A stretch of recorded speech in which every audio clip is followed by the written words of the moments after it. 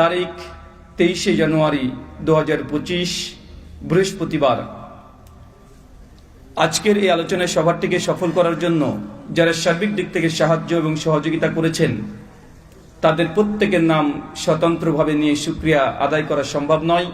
তারপরেও আজকের এই চলন্ত সভার সভাপতি সাহেব এবং সহসভাপতি সাহেব, অতিথি এবং বিশেষ অতিথি সহ দূর দূরান্ত থেকে যেসব দিনী ভাই এবং বোনেরা আলোচনা শ্রবণের উদ্দেশ্যে একত্রিত হয়েছেন এবং পাশাপাশি যারা অর্থ, শ্রম, অক্লান্ত পরিশ্রম, মেধা, দোয়া এবং পরামর্শ দিয়ে এই মাহফিলটিকে সফল করার জন্য প্রচেষ্টা চালিয়েছেন, আল্লাহ সুবহানাহু ওয়া তাআলা তুমি তাদের প্রত্যেকের নেক নিয়াত এবং নেক আমলগুলোকে কবুল করে নাও, সকলে পড়ি আমিন।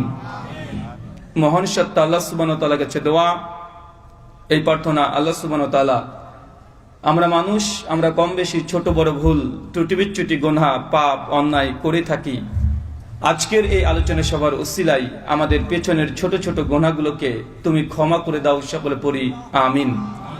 সম্মানিত সুধী, বাদ মাগরিব থেকেই বিভিন্ন আলোচক তারা পবিত্র কোরআনুল কারীম এবং হাদিসে মুবারাকা থেকে অনেক গুরুত্বপূর্ণ আলোচনা আপনাদের সামনে পেশ করেছেন। আজকের এই আলোচনা সভার অন্তিম লগ্নে আপনাদের সামনে উপস্থিত হয়েছি একটি নির্দিষ্ট বিষয়ের উপরে সংক্ষিপ্ত পরিসরে আলোচনা করার জন্য। আজকে যে বিষয়ে গুরুত্বপূর্ণ আলোচনা হবে, আলোচ্য বিষয় যে আমলে জান্নাতে নবীর সঙ্গী হওয়া যায়। কি বললাম বলেন তো, আরো জোরে বলেন।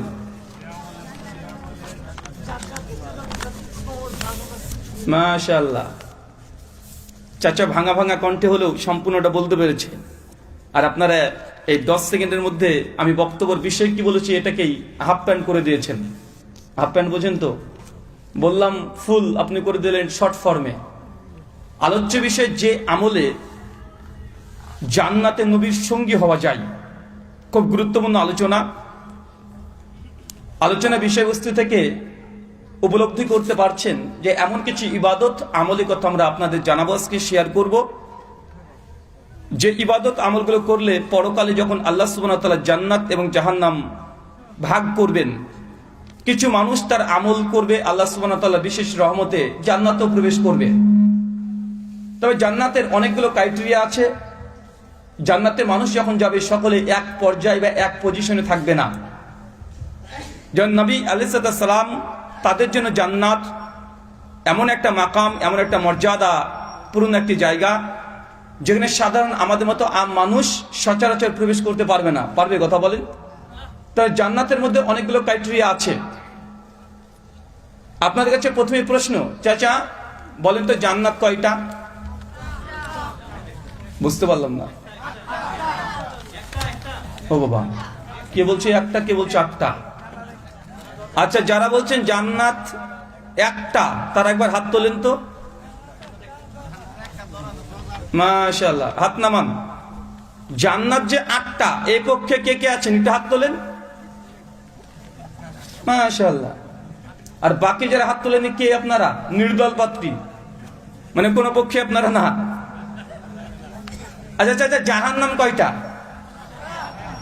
জাহান্নাম একটা। আচ্ছা, জাহান্নাম যে 7টা, এর পক্ষে কে কে আছেন একটু হাত তোলেন।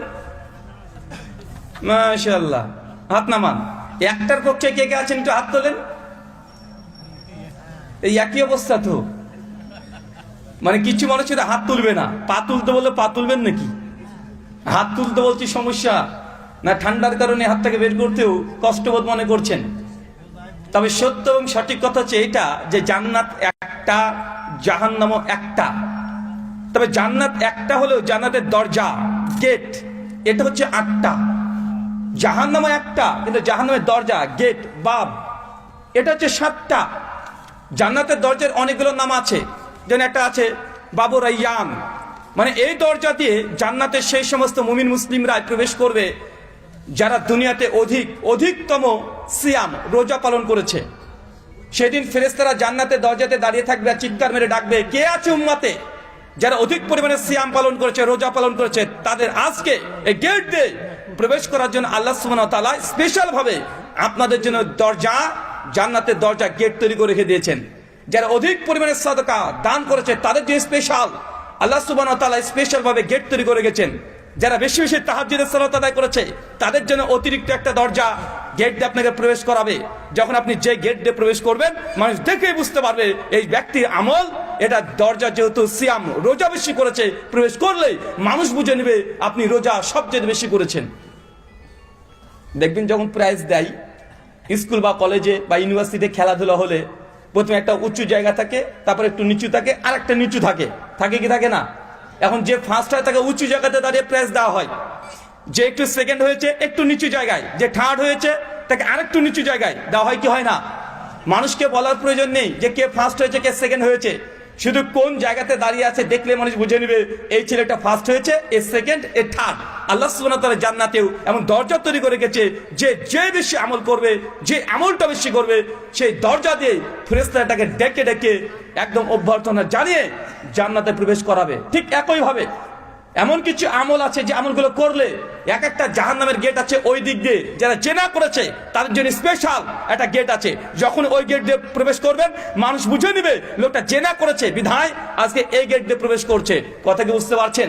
যে বেশি সুদ খেয়েছে, ঘুষ খেয়েছে, জেনা ব্যভিচার পাপাচারের সঙ্গে লিপ্ত আছে, তাদের জন্য স্পেশাল ভাবে আলাদা দরজা আল্লাহ তৈরি করে রেখে দিয়েছে। মানুষও বুঝে নেবে এই দরজা মানে এটা জেনার দরজা। যারা জেনা করেছে এই গেট দিয়ে তারা প্রবেশ করবে। আলোচ্য বিষয়, যে আমলে জান্নাতে নবীর সঙ্গী হওয়া যায়, এমন একটি আলোচ্য বিষয়। আপনি কখনো নিজেকে কল্পনা করে দেখেছেন চাচা, আমরা যে ব্যক্তিটার অনুসরণ করি সে ব্যক্তির নাম কি? মুহাম্মদ সাল্লাল্লাহু আলাইহি সাল্লাম। এই ব্যক্তিকে আমরা অন্ধের মতো অনুসরণ করি।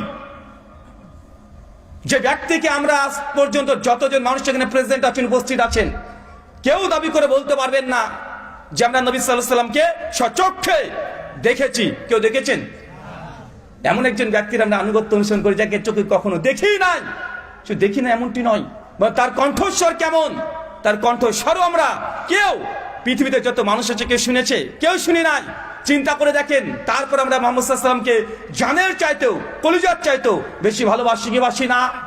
নিজের বাপকে কেউ যদি গালি দেয়, নিজের মাকে কেউ যদি গালি দেয়, স্ত্রী পুত্র কন্যা সন্তানকে কেউ যদি গালি দেয়, আমরা যত না কষ্ট পাই, আমার নবীকে কেউ যদি বাজে একটা শব্দ ব্যবহার করে তার চাইতে বেশি হৃদয় থেকে রক্তক্ষরণ হয় কি হয় না? অথচ যাকে গালি দেওয়া হচ্ছে তাকে কোনোদিন আমরা চোখ দিয়ে দেখি নাই, তার কণ্ঠস্বর কেমন সেটা কখনো শুনি নাই, যার ভাষার সঙ্গে আমাদের ভাষার কোনো মিল নেই। তিনি কথা বলতেন আরবি ভাষায়, আমি আপনি কথা বলেন বাংলা ভাষায়। যার সঙ্গে আমাদের বয়সের ডিস্টেন্স প্রায় 1450 বছর আগে তিনি দুনিয়াতে এসে চলে গেছেন, তার সঙ্গে কোনোদিন আমাদের মুলাকাত হয় নাই, যার ভাষাটা আমাদের সঙ্গে কোনো সম্পর্ক নেই। তারপরেও এই ব্যক্তিকে জানের চাইতে আমরা বেশি ভালোবাসি কি বাসি না? যার বাড়ির দূরত্ব থেকে আমাদের বাড়ির দূরত্ব প্রায় 7000 কিলোমিটার। কত হাজার কিলোমিটার? কোথায় সে মদিনা আর কোথায় সেটা বাংলাদেশ? যদি বিমানেও যেতে চান তারপর 10 থেকে 12 ঘন্টা আপনাকে সময় ব্যয় করতে হয়। একটা বিমান কমপক্ষে 1000 কিলোমিটার গতিতে ছুটে চলে।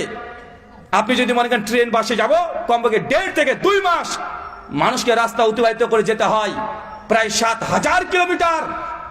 তারপরে সে মানুষটাকে না দেখেও আমরা যে ভালোবাসি, আমাদের মধ্যে যে ভালোবাসা আল্লাহ সুবহানাহু ওয়া তাআলা দিয়েছেন, এই জন্য সকলেই আর একবার আল্লাহ সুবহানাহু ওয়া তাআলার শুকরিয়া আদায় করি, সকলে পড়ি আলহামদুলিল্লাহ। সম্মানিত শুধু আলোচ্য বিষয়, যে আমলে জান্নাতে নবীর সঙ্গী হওয়া যায়। ভাই, নবীর সঙ্গী হতে মন চায় না?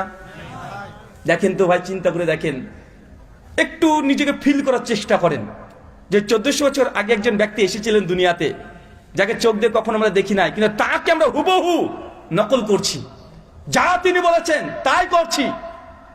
আজকে এত আয়োজন কেন? কার জন্য? আমার জন্য না। লাখ লাখ টাকা খরচ করছেন কার জন্য? আমি এসে আলোচনা করবো তার জন্য না। এটা পরোক্ষ কারণ। প্রত্যক্ষ কারণ এটাই যে আজকে আমি ইন্ডিয়া থেকে এসেছি মুহাম্মদ সাল্লাল্লাহু আলাইহি ওয়াসাল্লাম সম্পর্কে জানাবো, আল্লাহ প্রসঙ্গে জানাবো, এই জন্য লক্ষ টাকা খরচ করে এই আয়োজন। এটা আমার জন্য নয়, আমি পরোক্ষ কারণ। প্রত্যক্ষ কারণ হচ্ছে মুহাম্মদ সাল্লাল্লাহু আলাইহি ওয়াসাল্লাম, যাকে আমরা চোখ দিয়ে দেখি নাই, কিন্তু আমাদের প্রত্যেকের মন একবার চাই যদি সত্যি নবীর সহবত একবার পেতাম, নবীকে 2 চোখ দিয়ে একবার দেখতাম, তার কণ্ঠস্বরটা যদি শুনতে পেতাম, কতই না তারা উত্তম। আবু বকর রাদিয়াল্লাহু আনহু, যিনি আল্লাহ নবীর পেছনে দাঁড়িয়ে দাঁড়িয়ে নামাজ পড়েছে, জোহর পড়েছে, আসর, মাগরিব, এশা, তাহাজ্জুদ সব পড়েছে। নবীর সঙ্গে মক্কা থেকে মদিনা হিজরত করেছে, যুদ্ধে একসঙ্গে নবীর সঙ্গে চলেছে, রাস্তাঘাট সবসময় একসঙ্গে নবীর সঙ্গে ছিল, যুদ্ধ করে নবীজিকে আত্মরক্ষা করেছে, জান দিয়ে দিয়েছে সাহাবীরা। ওই ব্যক্তি, তার নাম কি? নাম কি? মুহাম্মদ সাল্লাল্লাহু আলাইহি সাল্লাম। তাকে যারা দেখেছে আরবিতে তাদেরকে বলে সাহাবী, বাংলা করলে হয় সঙ্গী। কিন্তু আল্লাহ সুবহানাহু ওয়া তাআলা আমাদের তাকদিরে, আমাদের ভাগ্যে সাহাবী হওয়া রাখে নাই। যদি আমাদের অন্তরে দুঃখ কষ্ট অনেকের মধ্যে আছে, যদি নবীকে একবার দেখতে পেতাম তাহলে আল্লাহর নবীর পেছনে আমরা নামাজ পড়তাম। ভাই, এমন নেশা, এমন আকাঙ্ক্ষা আমাদের আছে না নাই? এটা রাখতে হবে, না থাকলেও ফিল করতে হবে। আল্লাহ সুবহানাহু ওয়া তাআলা তুমি আমাদেরকে নবীর প্রতি ভালোবাসা, প্রেম তুমি আরো বেশি বেশি জাগিয়ে দাও। সকলে পড়ি আমিন। সম্মানিত শুধু আলোচ্য বিষয়, যে আমলে জান্নাতে নবীর সঙ্গী হওয়া যায়। কোরআনুল কারীম এবং হাদিসে আমি ঘেটে ঘেটে দেখেছি কমপক্ষে 3 থেকে 4টে এমন আমল আছে যে আমল করলে দুনিয়াতে আমরা নবীর সঙ্গী হতে পারিনি, তো কি হয়েছে, জান্নাতে নবীর যদি সঙ্গী হতে পারেন। নবীর বাড়ি এইটা মদিনাতে ছিল, 100 হাত গেলে আলী বিন আবি তালেবের বাড়ি। যারা হজ উমরা করেছেন তারা জানেন, সকালে ঘুম থেকে উঠেছে, নবীর সঙ্গে সাক্ষাৎ হয়েছে। তার পাশেই আবু বকর রাদিয়াল্লাহু আনহুর বাড়ি, তার পাশে আমিরে হামজা, তার পাশেই ঘর আছে হানজালা রাদিয়াল্লাহু আনহার, ফাতেমা রাদিয়াল্লাহু আনহার। আমরা দুনিয়াতে সৌভাগ্য আমরা পাই নাই, কিন্তু আমাদের নবী জানিয়ে দিয়েছে, শোনো, যারা এই দুনিয়াতে আমাকে স্বচক্ষে দেখে ঈমান এনেছে, আমাকে দেখার পরে যারা ঈমান এনেছে, তারা যা নেকি পাবে, পরবর্তী সময় যে উম্মত আমার আসছে, যারা আমাকে না দেখে, আমার কণ্ঠ না শুনে আমার প্রতি যারা ঈমান আনবে, তোমাদের চাইতে ডবল নেকি ওইসব উম্মতের জন্য লিখে দেওয়া হবে। কত ভাগ্যবান তাহলে দেখেন। সাহাবীরা যদি একটা আমল করে যদি 1 নেকি পায়, আমাদের যদি নবী সাল্লাল্লাহু আলাইহি ওয়াসাল্লামের প্রতি ভালোবাসা থাকে আর সেই ইবাদত যদি সুন্নাত মোতাবেক হয়, তাহলে আমাদের জন্য ডবল নেকি আল্লাহ নবী আমাদের পক্ষ থেকে জানিয়ে দিয়েছেন। কেন? আমরা না দেখে তাকে ভালোবেসেছি, না দেখে তার সুন্নাতের উপরে আমল করার চেষ্টা করছি, না দেখেও একটা মানুষকে যে ভালোবাসা যায় তার জ্বলন্ত দৃষ্টান্ত আজকে যত মানুষ এখানে বসে আছেন প্রত্যেকেই নবীকে না দেখে আপনারা ভালোবাসেন। আচ্ছা, দুনিয়াতে আপনি মানুষকে ভালোবাসেন, বাসেন না ভাইজান? আপনি একটা সিঙ্গার, একটা গায়ককে কেন ভালোবাসেন? তার কণ্ঠ শুনেছেন, কণ্ঠ শুনে, এত চমৎকার কণ্ঠ, তার গান শুনে আপনি ফিদা হয়ে গেছেন, পাগল হয়ে গেছেন। কি সুন্দর তাকে কণ্ঠ দিয়েছে। যখন আনন্দিত হন তার গান শুনছেন, যখন দুঃখের মধ্যে পতিত হয়েছেন তার স্যাড সং শুনছেন, তার গানের প্রেমে, কণ্ঠের প্রেমে পড়ে তাকে আপনি ভালোবাসেন। কিছু মানুষ আছে যার গানের গলা ভালো নয়, যে দেখতে ভালো নয়, তারপর তাকে আপনি ভালোবাসেন এই জন্য তার আচরণ। দেখা যাচ্ছে এত সে দয়ালু ব্যক্তি, অন্যের দুঃখে সে দুঃখিত হয়, আপনাকে সাহায্য করেছে, আপনাকে সহযোগিতা করেছে, এই জন্য তার আচরণের প্রতি আপনি এতটাই আকৃষ্ট হয়ে গেছেন, ওই মানুষটাকে আপনি ভালোবাসেন। বাসেন কি বাসেন না? আর এমন কিছু মানুষ আছে যার বাহ্যিক সৌন্দর্য দেখে আপনি পাগল হয়ে গেছেন। যেমন আপনার স্ত্রী, আপনি যখন বিয়ে করতে যান, যখন মেয়েটিকে পছন্দ করেছেন, বা যুবকদেরকে বলি তোমাদের গার্লফ্রেন্ড, ভালোবাসার মানদণ্ড কি? কেন মেয়েটিকে তুমি ভালোবাসো? বা ওই মেয়েটি তার বয়ফ্রেন্ড তথা ওই ছেলেটিকে কেন ভালোবাসে? মাঝখানে কিচ্ছু নাই, অন্ধের মতো দেখতে ভালো লেগেছে, প্রেমে পড়ে গেছো, আছে না নাই? কথা বলেন। কিন্তু আল্লাহ নবীর সঙ্গে যে আমাদের ভালোবাসা, আমাদের প্রেম, তার কণ্ঠ শুনে, তার আচরণ দেখেছি, তার ব্যবহার আমরা দেখেছি, সে আমাকে টাকা পয়সা দিয়ে সহযোগিতা করেছে, কিছুই করে নাই, তারপরে আমরা ভালোবাসি। চিন্তা করে দেখেন, সেই সময় আবু জাহেল, আবু লাহাব, উতবা, সাইবা, কতই তারা কপাল পড়া নবীকে দেখেছে, তারপরেও তার প্রতি ঈমান আনে নাই। অনেক মানুষ বলে যে রুহুল আমিন ভাই, আমরা যদি নবীর সময়তে যদি জন্মগ্রহণ করতাম, তার নবীর প্রতি ঈমান আনতাম। যদি সত্যি আল্লাহ নবী যদি আমাদের সময় থাকতো, আমি তার পেছনে নামাজ পড়তাম, জীবনে নামাজ কাজা করতাম না। ভাই, এমন মানুষ আছে না নাই? এরা হচ্ছে ফাঁকিবাজ। এরা কি বলেন তো? এরা অজুহাত পেশ করছে যে নবীর সঙ্গে যদি থাকতাম অবশ্যই আমি যুদ্ধে নবীর সঙ্গে যেতাম, অবশ্যই নামাজ পড়তাম, জীবনের নামাজকে কাজা করতাম না, কিন্তু আল্লাহ আমাদের ভাগ্যে নবী রাখে নাই, এই জন্য আমি নামাজে যাচ্ছি না। এমন অজুহাত পেশ করে কি করে না? করে। চলেন আমরা গুটি কয়েক আমলের কথা আপনাকে বলবো, আলোচনা লম্বা করব না। আর মায়েদেরকে বলি, অনেকে ভাবতে পারেন ভারত থেকে বক্তা এসেছে মানে সুর দিয়ে আলোচনা করবে। বা গজল বলবে বা হিন্দি সিনেমার গান বলবে বা কবিতা বলবে বা হাসাবে বা কাঁদাবে, এমন কিছু করব না। আমার কথা, আমার আলোচনা, কাটা কাটা যে কথাগুলো বলছি এটা আমার আলোচনা। কথা বুঝতে পারছেন? এ মাগো বলে একটানে একদম ঢাকা আসলে চলে যাবো এমনটা নয়। অল্প কথা বলবো, যে কথাগুলো আপনার ব্রেনে যেন থাকে। কেন আমাদের আলোচনা মজলিসগুলো এখন এমন হয়ে গেছে, ওয়াজ মাহফিল মানে পঞ্চরস। দেখেন না যে ওয়াজ করতে করতে মানে জিকির করতে করতে একদম সামিনা উঠে পড়েছে, দেখা যায় না? মানে হুজুর এমন ভাবে ওয়াজ করছে, দর্শক উঠে এসে হুজুরকে লিপকিস করছে, একদম লিপকিস। লিপকিস বোঝেন তো? ঠোঁট টু ঠোঁট একদম। মানে এমন এমন ওয়াজ চলছে। কিছু হুজুর আবার বলছে, শ্রোতারা বলছে, হুজুর ওই বিড়ি খাওয়াটা দেখান, বিড়ি খাওয়াটা। উনি একটা বিড়ির মতো করে কাগজকে ভাঁজ করে বিড়ি খাওয়ার স্টাইল দেখাচ্ছে। এমন ওয়াজ আছে না নাই? আর বক্তাও আছে ভ্যারাইটিস, বিভিন্ন ডিজাইনের বক্তা। কেমন? 36 ইঞ্চি বক্তা। এখন ওকে কি ওয়াজ শুনতে আসে না, তাকে দেখতে আসে? 36 ইঞ্চি মারাত্মক বক্তা, বাপরে বাপ। নারী ছিল পুরুষ হয়ে গেছে রাত্রারাত্রি, এটাও বক্তা। আছে না নাই? কথা বলেন। মানে বক্তার অনেকগুলো কোয়ালিটি। এই বক্তা কি একসঙ্গে 12 রকমের টোন করতে পারে। মানে একজন বক্তা কিন্তু 12 জন বক্তার মতো কণ্ঠ করে ওয়াজ করে শোনাতে পারে, ও বক্তা। আছে না নাই? একজন বক্তা আছে সৌদি মক্কা মদিনার মতো আজান দিয়ে কণ্ঠে আজান দিতে পারে, এই জন্য সেও ভাইরাল, তারও অনেক ফ্যান ফলোয়ার আছে। আছে না নাই? কথা বলেন। কে এসে বলছে বসেন বসেন, জিকির তুলে দিচ্ছে, ও তো ডবল ভাইরাল। তার মানে আমাদের এই ওয়াজ মাহফিলে মঞ্চগুলো ইলমি মার্কাজ থেকে আজকে হাসি ঠাট্টা তামাশা চলছে কি চলছে না? চলছে। আল্লাহ সুবহানাহু ওয়া তাআলা আমাদের আহলে হাদিস এই মার্কাজগুলোকে, ইলমের ময়দান, জলসাগুলোকে আলহামদুলিল্লাহ আজ পর্যন্ত হেফাজত করেছে। এবং বাদরামি বদমাইশি অন্ততপক্ষে আহলে হাদিসের মসজিদে, মাদ্রাসায়, ওয়াজ মাহফিলে হয় না। এই জন্য আল্লাহ শুকরিয়া বেশি বেশি করে আদায় করবেন। সবার হয়ে গেছে। দেখেন সব দলে কিছু কিছু জোকার বক্তা আছে, আছে না ভাইজান? মানুষকে শুধু হাসায়, মানে এর জন্য যা দরকার তাই করবে। স্টেজে উঠে জুতো তুলে দেখাচ্ছে, যত জুতো পিটা করব। আর কিছু কিছু বক্তা আছে ডিরেক্ট বাংলা, গোদা বাংলা ভাষায় ও গালিগালাজও করে। আছে না নাই? ডাইরেক্ট গালি দিচ্ছে। এটা ইলমের জায়গা, পবিত্র ময়দান, এটাকে নাপাক করেছে না? আলহামদুলিল্লাহ আহলে হাদিস ওয়াজ মাহফিলগুলো এখনো নোংরা হয় নাই। আল্লাহ সুবহানাহু ওয়া তাআলার শুকরিয়া আদায় করি, সকলে পড়ি আমিন। সম্মানিত সুধী, চলেন যে আমলে নবীর জান্নাতের সঙ্গী হওয়া যায়। প্রথম আমল নোট করেন, সূরা নিসা সূরা নম্বর 4 আয়াত নাম্বার 69। আল্লাহ বলছেন, মা ইউতিল্লাহ ওয়া রাসূলহু, যে ব্যক্তি আমি আল্লাহর ইবাদত করবে এবং রাসূলের অনুসরণ করবে, তারা কার সঙ্গে থাকবে? ওয়া নাবিন, তারা জান্নাতে যখন যাবে তখন নবীদের সঙ্গী হবে। ওয়া সিদ্দিকিন, যারা সিদ্দিক সত্যবাদী আবু বকর রাদিয়াল্লাহু আনহু তার সঙ্গী হবে। ও শুহাদা, যারা শহীদ হয়ে গেছে। কারা শহীদ হয়ে গেছে? আশারে মুবাশশারা থেকে শুরু করে বদরের 313 জন সাহাবী, আমিরে হানজালা রাদিয়াল্লাহু আনহু, এই মস্ত বড় বড় সাহাবীদের সঙ্গী হবে। ও সালেহীন, এবং উম্মতের নেককার পরহেজগার ব্যক্তিদের সঙ্গে জান্নাতে সেই সময়তে থাকবে। নেককার পরহেজগার ব্যক্তি কে? ইমাম বুখারী, ইমাম মুসলিম, ইমাম আবু দাউদ, ইমাম তিরমিজি, ইমাম আবু হানিফা, ইমাম শাফি, ইমাম মালিক, ইমাম আহমদ বিন হাম্বল, এদের সঙ্গে কিয়ামতের মাঠে থাকবে। শর্ত কি? বলেন শর্ত কি? আমার সঙ্গে কথা বলতে হবে। কোন আমল করলে নবীর সঙ্গে হওয়া যায়? কথা তো আসতে হচ্ছে কেন?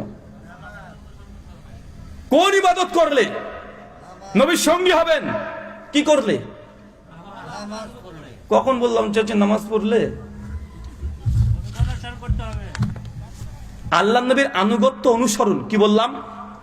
নবীর যদি অনুসরণ করেন তাহলে জান্নাত নবীর সঙ্গী হবেন। নবীর বাড়ি যদি এখানে হয়, পাশের বাড়িটা আপনার হবে। কেন? আপনি নবীর আনুগত্য অনুসরণ করেছেন। নবীর আনুগত্য কি, অনুসরণ কি? নবী যা আদেশ করেছে আপনাকে তাই গ্রহণ করতে হবে।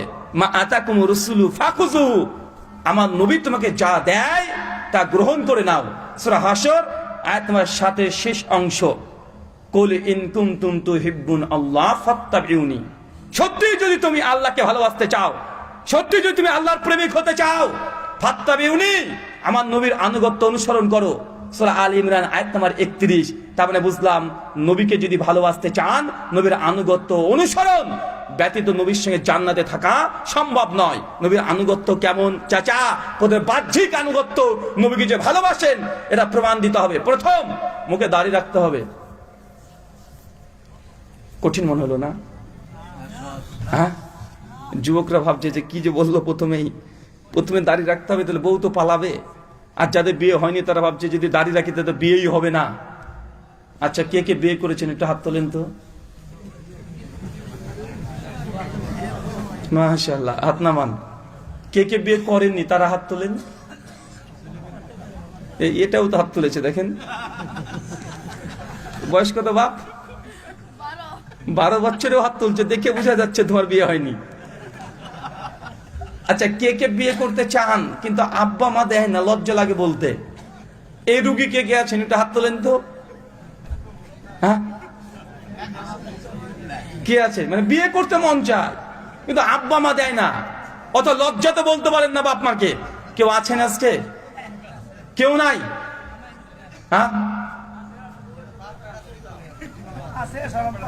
শরম পায় চাচা। এই যে শরম পাচ্ছে না, এটাই প্রমাণ যে ও এখনো বিয়ের যোগ্য হয়নি। সহিহ বুখারী কিতাবুন নিকাহ হাদিস নাম্বার 5090 আল্লাহর নবী বলছেন, ইয়া মাশশাজারা শাবাব, হে যুবক দল, যাদের সামর্থ্য আছে তারা বিয়ে করো। তো আপনার বলারই সামর্থ্য হয়নি যে আব্বা বিয়ে করব, মানে বলতে লজ্জা পান, তাহলে আপনার বিয়ে করার এখনো যোগ্যতা আপনি অর্জন করতে পারেননি।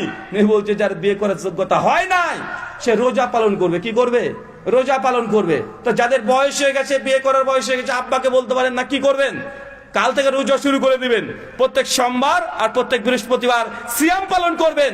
এটাও আল্লাহ নবীকে ভালোবাসা একটা আলামত। আল্লাহ নবী প্রত্যেক সোমবার আর প্রত্যেক বৃহস্পতিবার তিনি সিয়াম পালন করতেন।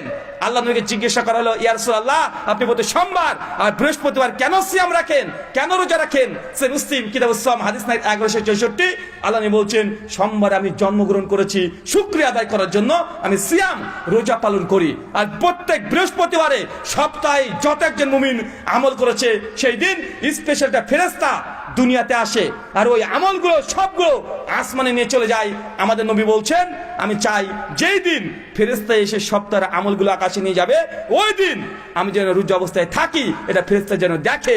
এই জন্য আমি এই দিনে সিয়াম তথা রোজা পালন করি। ইনশাআল্লাহ করবো তো সোমবার বৃহস্পতিবার। ফজিলত কি পাবেন? যে সোমবার আর বৃহস্পতিবার সিয়াম রোজা পালন করেন, নবীর সঙ্গী হবেন, জান্নাতে নবীর প্রতিবেশী হবেন। নবীর বাড়ি যদি এইটা হয়, তার পাশের বাড়ি আপনার এইটা হবে। আপনি আবু বকরের মতো দুনিয়াতে নবীর পাশে থাকতে পারেন নাই, জান্নাতে নবীর প্রতিবেশী হওয়ার ইচ্ছা আছে না নাই? যদি থাকে, সোমবার বৃহস্পতিবার সিয়াম। মায়েরা যারা আমাদের কথা শুনছেন, প্রত্যেক সোমবার বৃহস্পতিবার সিয়াম পালন করতে অভ্যস্ত হন, ইনশাআল্লাহ জান্নাতে নবীর সঙ্গী হওয়া যাবে। যুবকদেরকে বলেছি দাড়ি রাখতে হবে। আচ্ছা, একটা ডাক্তার যখন ডাক্তার হয়, দেখবেন তার গাড়ির পেছনে লাল একটা প্লাস চিহ্ন দিয়ে দেয়। দেয় কি দেয় না? কেন দেয়? সে যে ডাক্তার এটা নিয়ে গর্ববোধ করছে না? এই জন্য বুঝাই দেখো ডাক্তার। একজন পুলিশ যখন তাকে ড্রেস দেওয়া হয়, সে খুশি হয় কি হয় না? সে ড্রেস পরে সব জায়গায় চলাচল করে কি করে না? স্কুলের ছাত্র, তার একটা ড্রেস আছে না নাই? যে কোনো পেশা যখন পেশাজীবী হয়ে যায়, তার স্পেশাল ড্রেস আছে। আপনি যে নবীকে ভালোবাসেন, আপনি যে মুসলমান, আপনাকে দেখে তো বোঝা যায় না। আপনার মধ্যে হিন্দুর মধ্যে পার্থক্য বোঝা যায় না। আপনাকে যে আমি সালাম দিব, সালামটা দিব কিভাবে দেখে আপনাকে মনে হয় যে আপনি হিন্দু না মুসলমান, নিজে কনফিউজে পড়ে যায়। বাহ্যিক আলামত লাগবে কি লাগবে না? কথা বলেন। বাহ্যিক আলামত লাগবে, আপনি গর্ববোধ করবেন। দাড়ি রাখাটা ইসলামী শরীয়ত অনুযায়ী সুন্নাত নয়, এটা ফরজ। কি বললাম? আপনারা ভুল বুঝেছেন। দাড়ি রাখা কি ফরজ? দাড়িকে একজন মুসলিম রাখবে, এটা ফরজ বিধান। কেউ যদি চেঁচে ফেলে গুনাহ কাবিরা হবে। সুন্নাত তবে কি? দাড়িকে নিজের গতিতে ছেড়ে দেওয়া, বড় করা, এটা হচ্ছে সুন্নাত। আর দাড়িকে এক মুষ্টির পরে এই অংশটুকু রাখতে পারবেন কি পারবেন না, এটা নিয়ে আলেমদের মতভেদ আছে। দাড়ি মাসালা কয়টা? টোটাল 4টে। কিন্তু আপনি মনে করছেন দাড়ি রাখা এটা সুন্নাত। সুন্নাত নয়, দাড়ি রাখা ফরজ।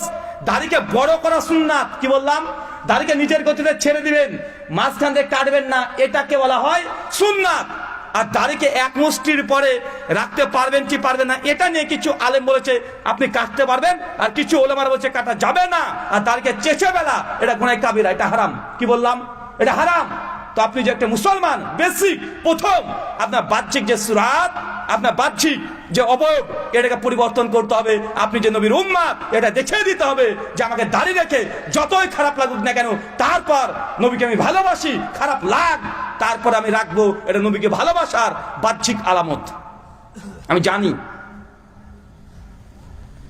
যে আমি এই অল্প বয়স, আমার বয়স খুব বেশি না, 30 সাল পার করেছি সবে মাত্র। আমার খুব ভালো মনে পড়ে আমি যখন প্রথম দাঁড়িয়ে রাখি কলেজে, তো সেই সময় আমার আব্বার মুখে দাঁড়িয়ে ছিল না। আমার আব্বার দোকান আছে, একদম দোকানে বসে আছি, তো আব্বা মাল বিক্রি করছে, আমি ক্যাশ কাউন্টারে বসে আছি। তা আব্বাকে একজন লোক এসে বলছে যে ভাইজান কত টাকা হয়েছে? তো আব্বা বলছে 150 টাকা হয়েছে, বা 120 টাকা বা 150 টাকা কিছু একটা বলেছিল, মনে পড়ছে না। তো আমি আছি ক্যাশ কাউন্টারে, আমাকে গিয়ে বলছে যে চাচা এই টাকাটা রেখে দেন। কেন বলেন তো? মানে আমার মুখে দাঁড়িয়ে আছে, আমাকে বলছে চাচা, আর আমার আব্বার মুখে দাঁড়িয়ে নেই, আমার আব্বা বলছে ভাই। কথা মনে বুঝতে পারলেন না? আমি জানি যে আমি দাঁড়িয়ে রেখে আমার বাপের চাইতেও বাপ বেটা দুজন একসঙ্গে হাঁটলে সেই সময় আমাকে চাচা বলতো আর আমার বাপকে বলতো ভাই। তখন আলহামদুলিল্লাহ আমাকে অনেকটা খারাপ লাগতো না, ভালো লাগতো যে যাই হোক আমার বয়স কি হয়েছে এটা দেখে লাভ নেই, নবী সুন্নাত পালন করছি। যত আমাকে এই সুন্নাত পালন করছে যদি কষ্ট দেয় আমার যায় আসে না। আমি জানি যুবকরা যদি দাঁড়িয়ে রাখে, এই দাঁড়িয়ে প্রথম শত্রু হবে ওর মা আর ওর বোন। বলে তোর বাপ এখনো দাঁড়িয়ে রাখি না, তুই দাঁড়িয়ে রেখে দিলি, এমন আছেন না? কথা বলেন। আর বিয়ের পরে যদি দাঁড়িয়ে রাখেন, বউ প্রথমে আপনাকে খচখচ করবে, দেখ তুমি দাঁড়িয়ে রেখেছো ভাই, বলে কি বলে না বলে। কিন্তু এটা একটা বড় চ্যালেঞ্জ। নবী সুন্নাতকে পালন করার জন্য আপনি সমস্ত কিছুকে উপেক্ষা করে নবী সুন্নাত পালন করবেন, এটা বাহ্যিক নবীকে ভালোবাসার একটা আলামত। শুনুন, সেই মুসলিম 195 নম্বর হাদিস, আল্লাহ নবী বলছেন একজন পুরুষ মানুষ টাকনার ওপরে কাপড় পরবে। কোথায়? কথা বলেন, কোথায়? টাকনার ওপরে। যার টাকনার নিচে কাপড় চলে যাবে, নবী বলছেন মাকাদমিনা নার, তার থাকার জায়গা জাহান্নাম। তার মানে নবী সুন্নাত যদি পালন করতে চান, জান্নাত নবীর সঙ্গী হতে চান, আপনাকে দ্বিতীয় যে আমলটা করতে হবে, বাহ্যিক অবয়বকে আগে পরিবর্তন করতে হবে।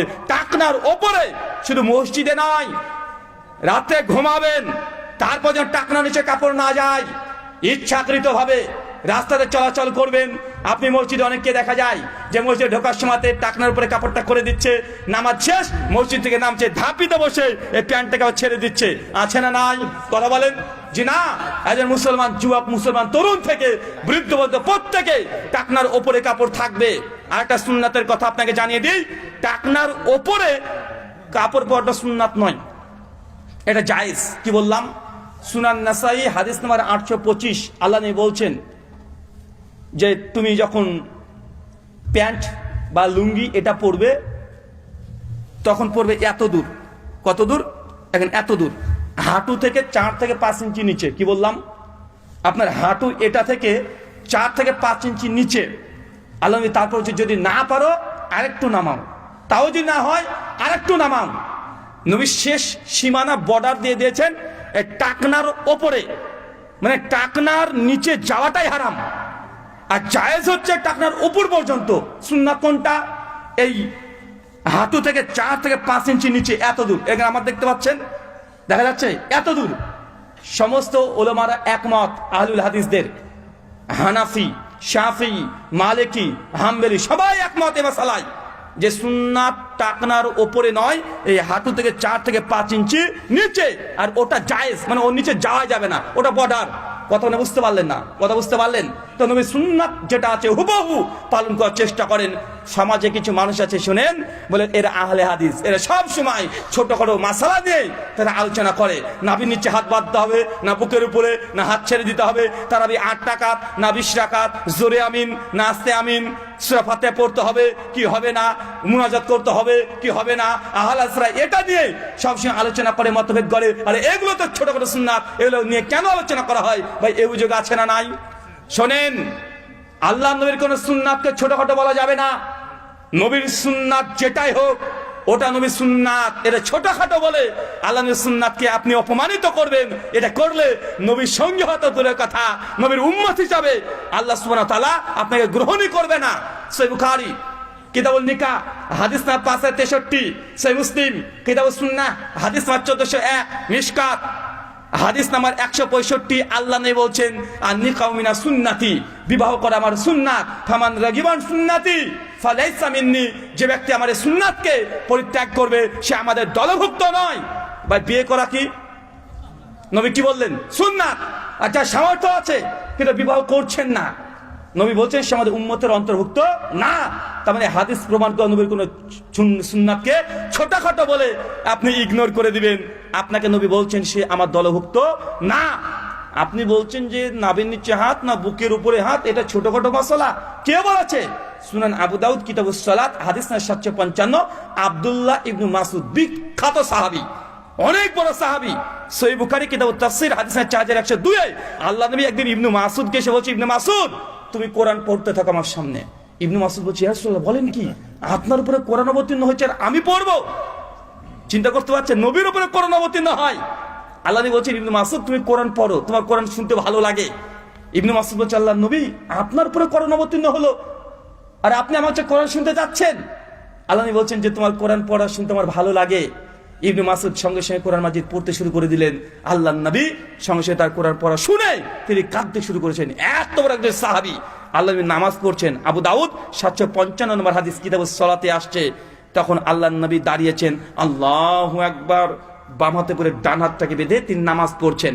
ইবনে মাসউদ এসে নবীর ডান পাশে দাঁড়িয়ে পড়েছে, যে উনিও বলছেন আল্লাহু আকবার। কিছু বুঝতে পেরেছেন? হাতের দিকে তাকান, বুঝতে পারবেন কি হয়েছে। ডান হাতে পরে বাম হাত, আল্লাহ নবী কিভাবে বেঁধেছে? বাম হাতে পরে ডান হাত। চাচা আপনারা কিভাবে বাঁধেন? বাম হাতে পরে ডান হাত বাঁধি না আমরা। ইবনে মাসউদ কিভাবে বেঁধেছে? ডান হাতে পরে বাম হাত। আল্লাহ নবী নামাজরত অবস্থাতে, ওই অবস্থাতে যখন দেখছি ইবনে মাসউদ তো ভুল বেঁধে ফেলেছে, আল্লাহ নবীর সঙ্গে সাথে তার হাতটাকে এইভাবে তুলে এইভাবে নামাজরত অবস্থায় তিনি করে দিলেন। আপনি বলছেন হাত বাঁধাটা ছোটখাটো সুন্নাত, যদি ছোটখাটো সুন্নাত হতেন আল্লাহ নবী নামাজকে শেষ করতেন, শেষ করে বলতেন যে ইবনে মাসউদ তোমার হাত বাঁধাটা ভুল হয়েছে, কেন এইভাবে বাঁধলে এইভাবে বাঁধতে হয়। নবী নামাজ শেষ করার অপেক্ষা করে নাই, নামাজের মধ্যে তার হাত বাঁধাকে ঠিক করে দিয়েছে। আপনি কিসের ভিত্তিতে বলছেন যে হাত বাঁধা নাভির নিচে না বুকের উপরে এটা ছোটখাটো সুন্নাত? কিভাবে বলতে পারেন? আল্লাহ নবীর কোনো সুন্নাত ছোটখাটো নয়। আপনাকে আমি শুধু এতটুকু বুঝিয়ে দিচ্ছি, দেখেন আমরা আহলে হাদিস যারা আছি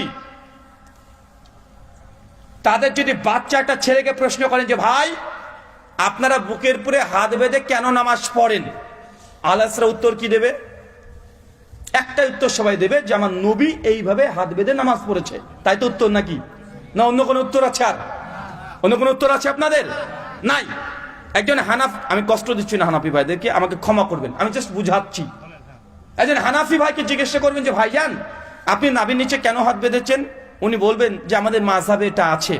সাধারণ যারা আছে, যারা মাদ্রাসায় লেখাপড়া করেনি, তাদের উত্তর এটা যে আমাদের হানাফি মুযহাবে এরকম আছে, তাই আমরা নাভির নিচে আমরা হাত বাঁধি। আর তাদের আলেমদেরকে যদি জিজ্ঞাসা করেন যারা মাদ্রাসায় পড়েছে, দাওরা দিয়েছে, মুহাদ্দিস ফুকাহ হয়ে গেছে, তাদেরকে বলবেন যে ভাই আপনার নাভির নিচে কেন হাত বাঁধছেন? ওরা বলবে যে ইমাম আবু হানিফা রাহিমাহুল্লাহ তিনি আমাদের ইস্তেহাদ করে এই ফতোয়া দিয়েছেন, তাই আমাদের হানাফি মাযহাব অনুসারে আমরা নাভির নিচে হাত বাঁধি। উত্তরের মধ্যে পার্থক্য বুঝতে পেরেছেন? আহলে হাদিসরা বলবে, একটা বাচ্চা ছেলেও বলবে আমার নবী তিনি বুকের উপরে হাত বেঁধেছেন, আমরা বাঁধি। তারা বলবে মানে ইমাম আবু হানিফা নাভির নিচে হাত বাঁধতে বলেছে তাই বাঁধি। তো তুমি কার আনুগত্য করলে? তুমি কার অনুসরণ করলে?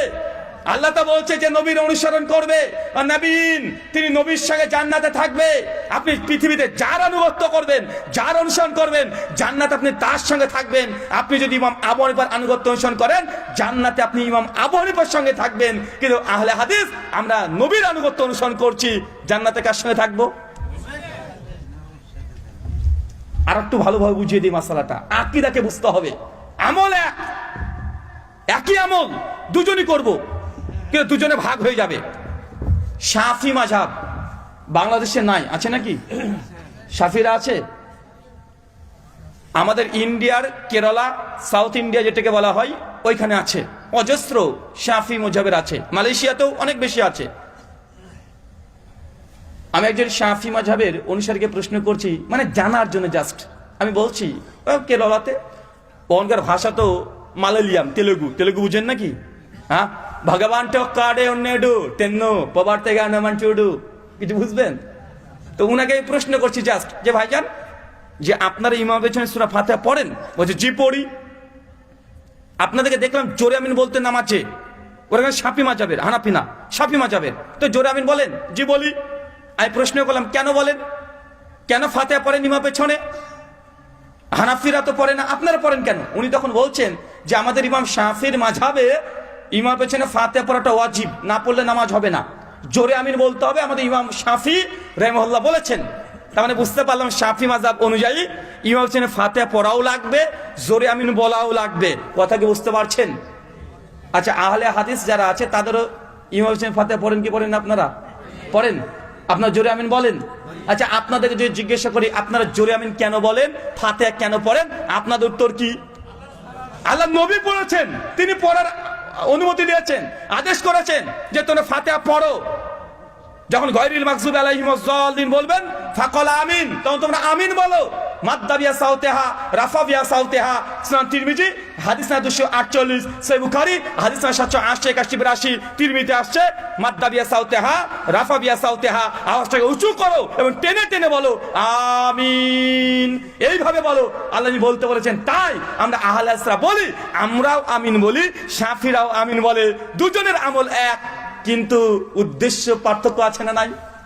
তারা জোরে আমিন কেন বলে? তাদের মাযহাবে আছে তাই, ইমাম শাফি বলতে বলেছে তাই, তার মাযহাবের ফতোয়া তাই, কিন্তু আহলে হাদিসরা বলছে নবী বলেছে তাই করি। তো যারা শাফি তারা যদিও আমল একই করছে, তারা কার অনুসরণ করেছে? এখানে কার অনুসরণ করেছে? ইমাম শাফিঈর। আমি বলছি না যে মাযহাব যারা মানবে তারা জাহান্নামে চলে যাবে, অবশ্যই মাযহাবিরাও জান্নাতে যাবে, কিন্তু তুমি থাকবে কার সঙ্গে? তুমি ইমাম শাফির আনুগত্য করেছো, তার অনুসরণ করেছো, জান্নাতে যদি তুমি যাও, জান্নাতে থাকবে ইমাম শাফির সঙ্গে, ইমাম আবু হানিফার সঙ্গে, ইমাম মালিকের সঙ্গে, ইমাম আহমদ ইবনে হাম্বলের সঙ্গে। কিন্তু আহলে হাদিসরা বলে যে আমি এই আমল করলাম, এই আমল করার মূল কারণ আমার নবী করেছে, নবী বলেছে তাই করেছি। অবশ্যই আহলে হাদিসরা জান্নাতে যাবে, নবীর সঙ্গী হবে ইনশাআল্লাহ।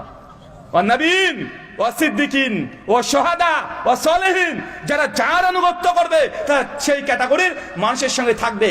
সূরা বনী ইসরাঈল সূরা নম্বর 17 আয়াত নম্বর 71 আল্লাহ বলছে ইয়াউমা নাদু কুল্লা উনাসিন বিইমামিহিম, দুনিয়াতে তুমি যাকে আনুগত্য অনুসরণ নেতা মানবে, কিয়ামতের মাঠে যখন উঠবে সেই নেতার পেছনেই তোমাকে উঠতে হবে। তুমি যদি চরমনে পীর সাহেবকে যদি ফলো করো, কিয়ামত মাঠে কার সঙ্গে উঠবে? তুমি কার সঙ্গে? ওই পীর সাহেবের সঙ্গে উঠবেন আপনি। কার সঙ্গে উঠবেন? বাংলাদেশে তো অভাব নাই পীর সাহেবের, 10 লাখ নাকি পীর আছে। শেখ আব্দুর রাজ্জাক বিন ইউসুফ হাফেজাহুল্লাহ, আপনাদের বাংলাদেশের আলোচক না, চাপাই নবাবগঞ্জের, ওনার একটা আলোচনাতে শুনেছিলাম অনেক আগে যে 1990 সালের রিপোর্ট অনুযায়ী বাংলাদেশে কত লক্ষ পীর আছে? প্রায় 10 লাখ পীর আছে। মানুষ আপনারা 18 কোটি, তার মানে হিন্দু খ্রিস্টান নাস্তিক বৌদ্ধ বাদ দিয়ে দেন 3 কোটি, 15 কোটি মুসলমান। 15 কোটি মুসলমানের জন্য লাগে কত? 10 লাখ পীর সাহেব লাগে। চিন্তা করে দেখেছেন? আর পীরের কতগুলো ক্যাটাগরি। ন্যাংটা পীরও আছে আপনাদের বাংলাদেশে, ওই দেখেন কুষ্টিয়াতে আছে, লালন শাহ ব্রিজের পাশ দিয়ে রাস্তা চলে গেছে, ওইদিকে ন্যাংটা পীরের মাজার আছে। টিভিতে দেখেছিলাম একটা সময়ে, কি চ্যানেল বাংলাদেশের আপনাদের, ওইখানে কিছু সার্ভে করেছে, তো ন্যাংটা পীরের মাজারে প্রত্যেক বছরে 8 থেকে 10 কোটি টাকা শুধুমাত্র টাকা তুলে, আচ্ছা না কথা বলেন, মানে মানুষ গিয়ে দান করে। ন্যাংটা মানে জামা কাপড় কিছুই নাই, মানুষ ওর কাছে যাচ্ছে বাচ্চা নিতে, বিয়ে হয়েছে 5 বছর বাচ্চা হয় না মেয়েটার, ডাক্তারের কাছে গেছে, ডাক্তার ওষুধ গেছে, তাও কাজ হয় নাই, হুজুরের কাছে গেছে, ঝাড়ফুঁক নিয়েছে, তাও কাজ হয় নাই, এখন বলছে বাচ্চা আর হবে না, যে বাচ্চা নিতে যাই আমার অমুকের কাছে শুনেছি ওই ন্যাংটা বাবার কাছে গেলে নাকি বাচ্চা হয়, ন্যাংটার কাছে গেছে বাচ্চা নিতে। এখন ন্যাংটা পীর বসে আছে। চাচা, ন্যাংটা পীর মানে নাম শুধু ন্যাংটা না, মানে জামা প্যান্ট কিছুই পরে না, পুরো ন্যাংটা, নাট বল্টু সব বেরিয়ে থাকে। পীর কিন্তু চালাক, ও কিন্তু ভালোই চালাক, ও বুঝাচ্ছে যে দেখ, আরে তুই আমার কাছে চাইতে আসছিস, সেটা আমার কাছে কিছুই তো নাই, কিছুই নাই, যা আছে এটাও নিবি নাকি? ও কিন্তু পরোক্ষভাবে বুঝাচ্ছে। আমাদের ইন্ডিয়াতে মোদিজির এবার 140 বছর পর একটা অনুষ্ঠান হয় হিন্দু সনাতনী দাদাদের, সেটা সেটাকে বলা হয় নাগা সাধুদের মিলন মেলা। প্রায় 10 কোটি মানুষ ইন্ডিয়াতে এক জায়গাতে জমায়েত হয়েছে এবং গঙ্গায় স্নান করেছে। গঙ্গা স্নান বলছেন তো, মানে ওখানে ডুব মেরেছে, ডুব মারার সঙ্গে সঙ্গে পাপ সব ধুয়ে গঙ্গার মধ্যে চলে গেছে। একটা দুইজন নয়, 10 কোটি। কিন্তু 10 কোটি সবাই ন্যাংটা, সব ন্যাংটা। মানে ওটা হচ্ছে কি বলা হয় দিগম্বর, উলঙ্গ, পুরোটা ন্যাংটা। চিন্তা করতে পারছেন? ওদের কাছেও হিন্দু নারীরা যায়, তাদের যদি বাচ্চা না হয় গিয়ে বলে যে বাবাজি সন্তান দাও। ওই হিন্দু পণ্ডিতরাও দিতে পারে। আপনাদের বাংলাদেশের পীর সাহেব যেমন ন্যাংটা আছে, হিন্দুদের মধ্যেও আছে। তো পার্থক্য কি দেখলেন রে ভাই? দুজনের মধ্যে পার্থক্য কি আছে? আমাদের ইন্ডিয়ার প্রথম যিনি প্রাইম মিনিস্টার ছিলেন তার নাম হচ্ছে পণ্ডিত জওহরলাল নেহরু। তার একটা বই আছে দ্য ডিসকভারি অফ ইন্ডিয়া। এই বইটার 120 নম্বর পৃষ্ঠায় তিনি লিখছেন যে মেরে নজদিক হিন্দু আর মুসলমান কি আন্দার কে ফার্ক নেই হে। মানে বাংলা করলে হয় যে আমার নিকটে হিন্দু আর মুসলমানের মধ্যে কোনো পার্থক্যই নাই। হিন্দুরা পুজো করে মাটির তৈরি মূর্তির, আর মুসলমানরা পুজো করে পাথরের তৈরি মাজারের। একজন দাঁড়িয়ে থাকে, একজন শুয়ে থাকে। একজন হচ্ছে মা কালী মা, লক্ষ্মী মা, সরস্বতী মা, জগদ্ধাত্রী মা, মনসা মা। হিন্দুরা সব মায়ের পুজো করে, আর মুসলমানদের আছে সব বাবা, খাজা বাবা, দড়ি বাবা, ন্যাংটা বাবা, কি বাবা যে নাই, আছে না নাই কথা বলেন? আপনাদের কুমিল্লাতে আছে বিড়ি বাবা, বিড়ি বাবা আছে না ভাই? এখন মানুষকে আর ধোকা দিয়ে বক্তব্য দেওয়ার যুগ আছে এখন আর নাই। কারণ এখন ইউটিউব হাফেজাহুল্লাহ চলে এসেছে, ফেসবুক দামাত বারকাতুম আলিয়া চলে এসেছে। এখন যদি ইউটিউবে গিয়ে লিখেন যে বিড়ি বাবা, বিড়ি বাবার সব ভিডিও চলে আসবে। আসবে কি আসবে না কথা বলেন? চলে আসবে। উনার কারামত কি? মানুষ ওনার কাছে যায় কোনো রোগ বালা মুসিবত নিয়ে, ওনার কোনো কাজ নাই, বিড়ি 10-12টা বেঁধে দেয় একসঙ্গে, তার ফু দিয়ে দেয়, ওই মুরিদকে বলে তুই খা, ও বিড়ি যখন টান দেয় ওর নাকি রোগ ভালো হয়ে যায়। এরকম আছে না নাই কথা বলেন? আছে। আমার কথা হচ্ছে আল্লাহ কোরআন মাজিদে বলছে, কোরআনের কথা, ইয়াউমা নাদউ কুল্লা উনাসিন বিইমামিহিম। তুমি দুনিয়াতে যার আনুগত্য করেছো, যাকে নেতা মেনেছো, যার কাছে তুমি আনুগত্য করেছো, কিয়ামতের মাঠে হাসরের দিনে তুমি তার সঙ্গে উত্থিত হবে, তার সঙ্গে থাকবে। তুমি কি চরমনে পৃষ্ঠের সঙ্গে থাকতে চাচ্ছ? যে থাকতে চাও তা তুমি তার আনুগত্য করো। আর নবীর সঙ্গে যে থাকতে চাও, নবীর আনুগত্য, নবীর আদর্শকে গ্রহণ করতে হবে। আল্লাহ নবী বলেছেন জামে তিরমিজি 38 নম্বর হাদিস, আফজাল জিকরি লা ইলাহা ইল্লাল্লাহ। সবচেয়ে দুনিয়াতে উত্তম জিকির লা ইলাহা, তারপরে কি ইল্লাল্লাহ। এটা উত্তম জিকির। কে বলেছে? নবী বলেছে। আমাদের চরমনে পীর সাহেব বলেছে সবচেয়ে উত্তম জিকির ইল্লাল্লাহ, ইল্লাল্লাহ, ইল্লাল্লাহ। তারা করে কি করে না? করে কি করে না? তো তুমি কার আনুগত্য করেছো? নবী বলছেন উত্তম জিকির লা ইলাহা ইল্লাল্লাহ। তোমার পীর সাহেব বলেছে ইল্লাল্লাহ। তুমি নবীর জিকিরটাকে ছেড়ে দিয়ে পীরের জিকিরটাকে ধরে নিয়েছো, পীরের জিকির নিয়ে রাত দিন জিকির করছো। তো তোমার হাসর কার সঙ্গে হবে? কার সঙ্গে? পীরের সঙ্গে হবে। তোমার পীর যে জান্নাতে যাবে তার কি গ্যারান্টি আছে? কোনো গ্যারান্টি আছে? কথা বলেন। কোনো গ্যারান্টি নেই। পীর যে জান্নাত দেবে তারই কোনো গ্যারান্টি নেই। যেতে পারে, আমরাও দোয়া করি আল্লাহ সুবহানাহু ওয়া তাআলা তাকে জান্নাতবাসী করুক, যাবে নিশ্চিত। কেউ বলতে পারবে তার ক্ষমতা আছে? এটা আল্লাহর নবী, উনি শুধু জান্নাতি নয়, যতক্ষণ আল্লাহর নবী জান্নাতের দরজাতে নক না করবে আল্লাহ জান্নাতের দরজায় খুলবেন না। আল্লাহ নবী বলছেন কিয়ামতের মাঠ যখন হবে সেই সমস্ত নবীরা সিজদারত অবস্থায় একদম পড়ে থাকবে। প্রথম যাকে জ্ঞান দেওয়া হবে, জীবিত করা হবে, যার প্রথম কবর ফেটে বের হবে, তিনি হচ্ছেন আমি নবী মুহাম্মদ সাল্লাল্লাহু আলাইহি সাল্লাম। আমাদের নবী প্রথম কিয়ামতের মাঠে কবর ফেটে উঠবে, তারপর সিজদারত অবস্থায় পড়ে থাকবে।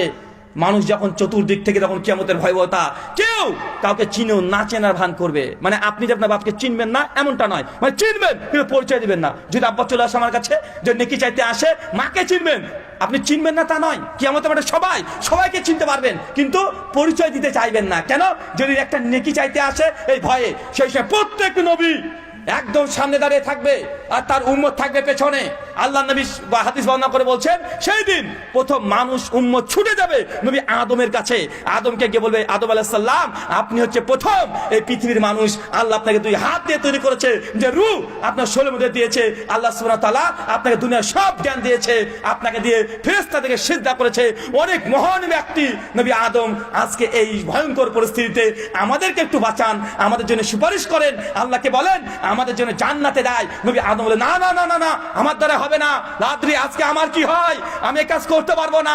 আল্লাহ আমাকে আদেশ করেছিল ওই গাছের কাছে যাবে না, আমি চলে গিয়েছিলাম, আজকে আমি যে কি জবাব দিই, তোমরা আমার কাছে এসো না, ওই তো নূহ আছে, নূহের কাছে চলে যাও। সবাই ছুটে গিয়ে নূহের কাছে যাবে। নূহ আলাইহিস সালামকে বলে, আল্লাহ নবী নূহ আপনি প্রথম নবী, আপনার পূর্বে আল্লাহ কাউকে নবুয়ত দেয় নাই, তিনি প্রথম রাসূল, আজকে আমাদেরকে রক্ষা করেন। নবী নূহ আলাইহিস সালাম বলবেন, আমি এই কাজ করতে পারবো না, আমি ভুল করে আল্লাহর কাছে বলেছি, আল্লাহ আমার সন্তান কেনানকে তুমি এই কিস্তিতে এই নৌকাতে তোলার অনুমতি দাও, কিন্তু আমার সন্তান নিজেই ছিল মুশরিক, সে আমার নবুয়তকে অস্বীকার করে দিয়েছে, আল্লাহকে মানে নাই, আমি ভুল করে আল্লাহর কাছে দোয়া করেছিলাম। আজকে আল্লাহ যিনি আমাকে প্রশ্ন করে কেন আমি দোয়া করেছি, আমার কাছে কোনো উত্তর নেই, আমি পারবো না, তোমরা যাও আবুল আম্বিয়া নবী ইব্রাহিমের কাছে। সবাই ছুটে গিয়ে নবী ইব্রাহিমের কাছে যাবে। কার কাছে? ইব্রাহিম, আবুল আম্বিয়া, সমস্ত নবীদের পিতা। ইব্রাহিমের কাছে বলে, ইব্রাহিম আলাইহিস সালাম আপনি হচ্ছে সমস্ত নবীদের পিতা, আপনি খলিলুল্লাহ, আল্লাহর বন্ধু, আল্লাহ আপনাকে বন্ধু হিসেবে গ্রহণ করে নিয়েছে, দুনিয়াতে কত পরীক্ষাতে আপনাকে পাস করে দিয়েছে, আজকে আমরা বিপদে আমাদেরকে উদ্ধার করেন। ইব্রাহিম নবী তখন বলবে, আমার দ্বারা আজকে এটা হবে না, আমি পারবো না, আমি নিজেকে বাঁচানোর জন্য জীবনে 3 বার পর পর আমি তাওরিয়া করেছিলাম। আমাকে বলা হয়েছিল এটাকে, আমি আমার স্ত্রীকে বলেছিলাম, বোন এই যে আমি তাওরিয়া করেছিলাম, আজকে যদি আল্লাহ আমাকে প্রশ্ন করে আমি এর অ্যান্সার করতে পারবো না, তোমরা যাও সবাই মূসার কাছে যাও। আল্লাহ সরাসরি মূসার সঙ্গে কথা বলেছে, মূসা যদি আজকে আল্লাহকে বলে, আল্লাহ নিশ্চিত তোমাদের সুপারিশ করবে। সবাই ছুটে গিয়ে কিয়ামতের মাঠে নবী মূসার কাছে যাবে। কার কাছে? মূসা নবী। কোন নবী জানেন? ওই যে ফেরেশতাকে মেরে কানা করে দিয়েছিল, কত ক্ষমতা দেখেছেন? ফেরেশতাকে মেরে কানা করে দিয়েছে না, ফেরেশতাকে মেরে কানা করে দিয়েছে, এত বড়। আল্লাহ বলছে, আল্লাহ আমি তোমাকে দেখতে চাই। আল্লাহ বলছে, মূসা লান তারানি, দেখতে পাবে না। মূসা বলছে, না আল্লাহ তাও দেখতে চাই, একটু দেখা দাও, একটু দেখা দাও। আল্লাহ বলছে, দেখতে পাবা না তুমি, কেউ দেখেনি আমাকে, তুমি দেখবা মানে তুমি আমাকে বিশ্বাস করো না? মূসা নবী বলছে, আল্লাহ আমি তোমাকে বিশ্বাস করি, কিন্তু আরো যেন ঈমানটা মজবুত হয় এই জন্য দেখতে চাই। আল্লাহ সূরা আরাফের 143 নম্বর আয়াত নাজিল করে বলছেন, মূসা লান তারানি, তারপরে তুমি আমাকে দেখতে পাবে না। সবাই মূসার কাছে ছুটে যাবে, বলে মূসা আলাইহিস সালাম আল্লাহ আপনার সাথে ডাইরেক্ট কথা বলেছে, ডাইরেক্ট আপনাকে তাওরাত দিয়েছে, আজকে আমাদেরকে, আমরা বিপদে আছি, কিয়ামত হয়ে গেছে, বিচার এখনই শুরু হবে, একটু আমাদের জন্য আজকে একটু সুপারিশ করে দিবেন, আমরা যেন জান্নাতে যেতে পারি। মূসা নবীর সঙ্গে বলে, জি না, আমার দ্বারা এটা সম্ভব নয়, আমি দুনিয়াতে বনী ইসরাইল একজন ব্যক্তিকে একটা থাপ্পড় মেরে তাকে মেরে ফেলেছি, আল্লাহ যদি মৃত্যুর কথা যদি আমাকে জিজ্ঞাসা করে আমি কি জবাব দিব, আমার দ্বারা আজকে হবে না, তোরা যাও নবী ঈসার কাছে। কার কাছে? ঈসা নবী। সবাই ছুটে চলে যাবে ঈসা নবীর কাছে, যে প্রশংসা করবে, আপনি এমন একজন নবী, আপনার মতো দুনিয়াতে কোনো মানুষই নাই, বাপ ছাড়া আপনাকে জন্ম দিয়েছে, আল্লাহ আপনাকে এমন মুজিজা দিয়েছিল যে আপনি মৃতকে জীবিত করে দিতে পারতেন, আপনি অন্ধ মানুষকে হাত দিলে তার চোখ ফিরে পেয়ে যেতেন, আজকে আমাদেরকে রক্ষা করেন, আমাদেরকে বাঁচান। নবী ঈসা বলবে, জি না, আমার দ্বারা এটা সম্ভব নয়, আমিও এটা পারবো না, অনেক কিছু ওজোর পেশ করে বলবে, তোমরা যাও শেষ নবী মুহাম্মদ সাল্লাল্লাহু আলাইহি ওয়াসাল্লামের কাছে।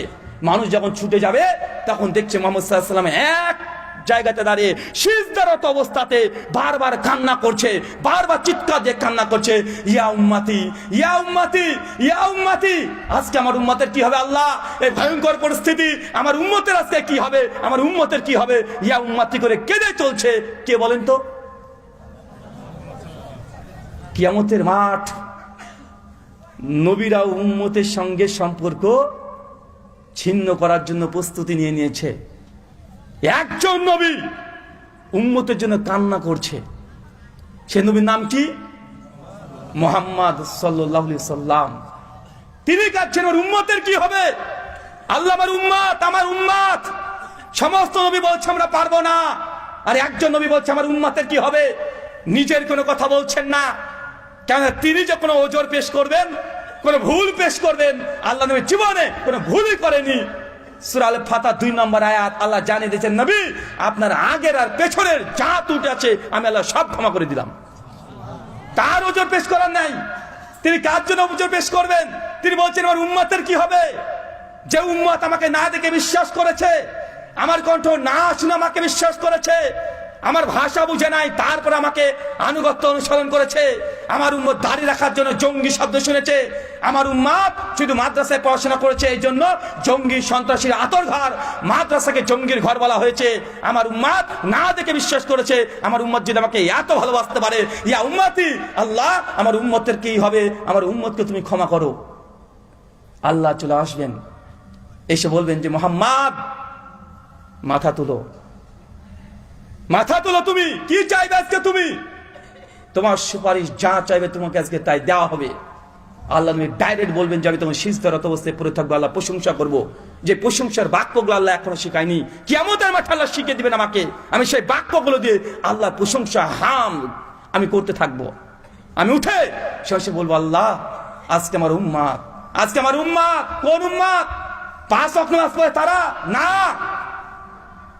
যারা 10 বার হজ করেছে তাদের জন্য না, যারা বেশি বেশি রোজা করেছে তাদের জন্য না, যারা গুনাহগার পাপিষ্ঠ বান্দা উম্মতে যারা গুনাহ করেছে, পাপ করেছে, জেনা করেছে, সুদ খেয়েছে, ব্যভিচার করেছে, আপনাদের মতো আমাদের মতো পাপিষ্ঠ বান্দার জন্য নবী প্রথম মাথা তুলে উঠে বলবে যে আল্লাহ আমার গুনাহগার উম্মত যারা আছে আজকে আমার সুপারিশ তুমি কবুল করো। আল্লাহ আল্লাহ অনুমতি দেবে, সঙ্গে সঙ্গে আল্লাহ নবী জাহান্নামে যাবে, আর আল্লাহ সুবহানাহু ওয়া তাআলা কাকে কাকে জান্নাতে ছেড়ে জানিয়ে দিবে, নবী জাহান্নাম থেকে যে উম্মতকে নিয়ে সঙ্গে সঙ্গে আবার তিনি জান্নাতে নিয়ে চলে আসবেন। একবার নয়, 2 বার নয়, 3 বার আল্লাহ নবী জাহান্নামে যাবেন, তার উম্মতকে তুলে তুলে নিয়ে চলে আসবেন। সেই বুখারী হাদিস নাম্বার 7450, বুখারীর হাদিস। এটা চিন্তা করতে পারছেন বুখারী মানে কি? শেখ আব্দুর রাজ্জাক বিন ইউসুফ বলেন বুখারী মানে আম গাছে জাম ধরতে পারে ধরে না, আওয়াজে চাঁদ উঠতে পারে উঠে না, শৈল ছিদ্র দিয়ে ফাল ঢুকে যেতে পারে ঢুকে না, কিন্তু বুখারী মানে এর মধ্যে একটা ছিদ্র ঢুকানো সম্ভব নয়। আমরা যে সেই নবীর উম্মত, কোন নবীর উম্মত? এই নবীর। চিন্তা করতে পারছেন অনেক ফজিলত আছে, এমন এমন ফজিলত এই উম্মতকে আল্লাহ নবী দিয়ে দিয়েছেন আপনি কল্পনা করতে পারবেন না। পৃথিবীতে কোনো নবী নাই যার 70,000 উম্মত বিনা হিসেবে জান্নাতে যাবে, শুধুমাত্র উম্মতে মুহাম্মাদীর 70,000। বুখারী সহিহ মুসলিমের আরেকটা রওয়ায়াত আসছে 4122 নম্বর, 70,000। ওই বর্ণনা আসছে অফিরিয়াতিন 7 লাখ মানুষকে আল্লাহ বিনা হিসাবে জান্নাতে প্রবেশ করাবেন। তাদের বৈশিষ্ট্য কি? যারা তাবিজও পড়ে না, ঝাড়ফুঁকও করে না। ঝাড়ফুঁক জায়েজ, কি বললাম বলেন তো? ঝাড়ফুঁক জায়েজ, তাবিজ শিখ, তো তাবিজ তো পড়েনি, ঝাড়ফুঁক যে জায়েজ, ঝাড়ফুঁকও নেয়নি, অসুখ হয়েছে, আল্লাহ যা করেছে ভাগ্যে, তাকদীরে যা আছে তাই হবে, মানে এত সবর, তাকদীরের প্রতি এত বিশ্বাস, ও ঝাড়ফুঁকও নিতে যায়নি। ওই ব্যক্তিগুলোকে বিনা হিসাবই হবে না, ডাইরেক্ট জান্নাতে দিয়ে দিবে। চিন্তা করতে পারছেন? এরা পৃথিবীর অন্য কোন নবীর এই ফজিলত নাই, অন্য কোন উম্মতের এই ফজিলত নাই। সহিহ বুখারী 6265 নম্বর হাদিস, আল্লাহ নিয়ে বলছেন কিয়ামতের মাঠে আমার সামনে সমস্ত উম্মতগুলোকে 60 করে দাঁড় করানো হবে। দেখছি যে অনেক নবী আছে যার পেছনে 100 জন তার উম্মত আছে, কিছু নবীকে দেখছি যার পেছনে 50 জন আছে, কিছু নবী দেখছি মাত্র 10 জনকে নিয়ে দাঁড়িয়ে আছে, কিছু নবী আছে যার পেছনে কেউই নেই, নবী একাই দাঁড়িয়ে, মানে উনি দাওয়াত দিয়েছেন, ওনার দাওয়াত কেউ গ্রহণ করেনি। তারপর আমার উম্মতকে দেখানো হচ্ছে, আল্লাহ নিয়ে বলছেন যে আমার উম্মত এত সংখ্যক যে পূর্ব থেকে পশ্চিম তাকালে যেমন দেখা যায় না, আমার উম্মতের সংখ্যা হবে এতগুলো। কেন জানেন? ইমাম হাজার ফাতুল বারীর মধ্যে এই হাদিসের শরহ করতে গিয়ে বলছেন, কেননা আগেকার নবীদের উম্মতরা দুনিয়াতে তার নিয়ামত পেয়ে পূর্ণ হয়ে গেছে। কিভাবে? সেই সময়তে নবীরা আসতো, বাপও নবী, বেটাও নবী, নাতিও নবী। যেমন নবী ইব্রাহিম, তিনি নবী, তিনি এক বেটা ইসমাইল, তিনি নবী, তার আর এক বেটা ইসহাক, তিনিও নবী, ইসহাকের বেটা ইয়াকুব, তিনিও নবী, তার বেটা ইউসুফ, তিনিও নবী। মানে এক পরিবারে 10-12টা করে নবী, মানে একটা গ্রামে 10-12টা নবী। কথা বুঝতে পারলেন না? তারপরে হতভাগা এতগুলো নবীকে তারা গ্রহণ করেনি। চিন্তা করতে পারছেন? একই সময় 8টা-10টা করে নবী থাকতো সেই সময়। বনী ইসরাইলের মধ্যে দেখেন নবী ঈসা, তিনি নবী, তার চাইতে 6 মাসের বড় আরেকজন নবী ইয়াহিয়া, তিনিও নবী। একই সময় সেই সময় নবী জাকারিয়া, তিনিও নবী, একসঙ্গে 3 জন নবী। তো আগেকার উম্মত তারা নবী আর নবী পেয়েছে, কিন্তু আমাদের উম্মতে মুহাম্মদী দেখেন আমরা নবী পেয়েছি? নবীকে দেখেছি? কবে তিনি এসেছেন? 1400 বছর আগে। 1500 বছর ধরে কোন নবী নাই, কিন্তু তারপর না দেখে বিশ্বাস 180 কোটি তাকে মানুষ বিশ্বাস করে। নবী ঈসাকে বিশ্বাস করছে মাত্র 11 জন। কতজন? 11 জন। নবী নূহ আলাইহিস সালাম তিনি 950 বছর দাওয়াত দিয়েছে। তাফসীর কুরতুবীর মধ্যে আসছে তার দাওয়াতে মাত্র 50 থেকে 60 জন ইসলাম গ্রহণ করেছে, বাকি কেউ গ্রহণ করেনি। নিজের স্ত্রী গ্রহণ করেনি। নবী নূহের স্ত্রী তার নিজের সন্তান কেনান ঈমান আনে নাই। লূত আলাইহিস সালামের স্ত্রী ঈমান আনে নাই। সূরা তাহরিম 11 নম্বর আয়াত। কিন্তু আপনি যে ঈমান নিয়ে এসেছেন, আপনার মর্যাদা কত নবীর কাছে দেখেছেন? আপনি এখনো বুঝতেই পারেননি আমরা কোন নবীর উম্মত হিসেবে এসেছি। আল্লাহ বলছেন প্রথম জান্নাতের দরজা আমি ঠক ঠক করব, ফেরেশতার সঙ্গে সঙ্গে গেট খুলবে। কে? আমি মুহাম্মদ, আনা মুহাম্মদ। ফেরেশতার সঙ্গে বলে জি হ্যাঁ, আপনার কথা আল্লাহ বলেছে আপনি ছাড়া প্রথমে কেউ যেন জান্নাতে প্রবেশ করতে না পারে। নবী মুহাম্মদ সাল্লাল্লাহু আলাইহি ওয়াসাল্লাম থাকবেন, তার পেছনে উম্মত আমরা থাকবো।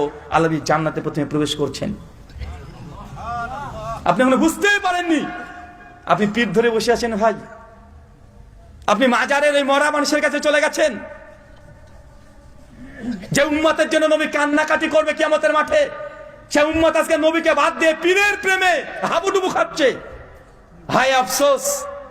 আল্লাহ সুবহানাহু ওয়া তাআলা আপনাদের প্রত্যেককে হেদায়েতের পেয়ালা পান করার সকলে বলি আমিন। আরেকটা হাদিস আপনাকে বলি, সহিহুল বুখারী হাদিস নম্বর 136 বড় ভাবে আসছে, আর তুরুক জমা করে ইমাম আহমদ তার মুসনাদ আহমদের হাদিস না 2546। শেখ আল্লামা নাসিরুদ্দিন আলবানী সিলসিলা হাদিসের সহিহের মধ্যে সনদকে সহিহ বলেছেন। আল্লাহ নবী বলছেন কিয়ামতের মাঠে প্রত্যেক উম্মত যখন লাইন দিয়ে দাঁড়িয়ে থাকবে, সামনে থাকবে তার নবী। একজন ঘোষক এসে ঘোষণা করবে, ফেরেশতা এসে ঘোষণা করবে এই মুহাম্মদকে কে আছে, মুহাম্মদ আহমদ কে আছে, এবং তার সঙ্গপাঙ্গকে আল্লাহ দেখেছেন।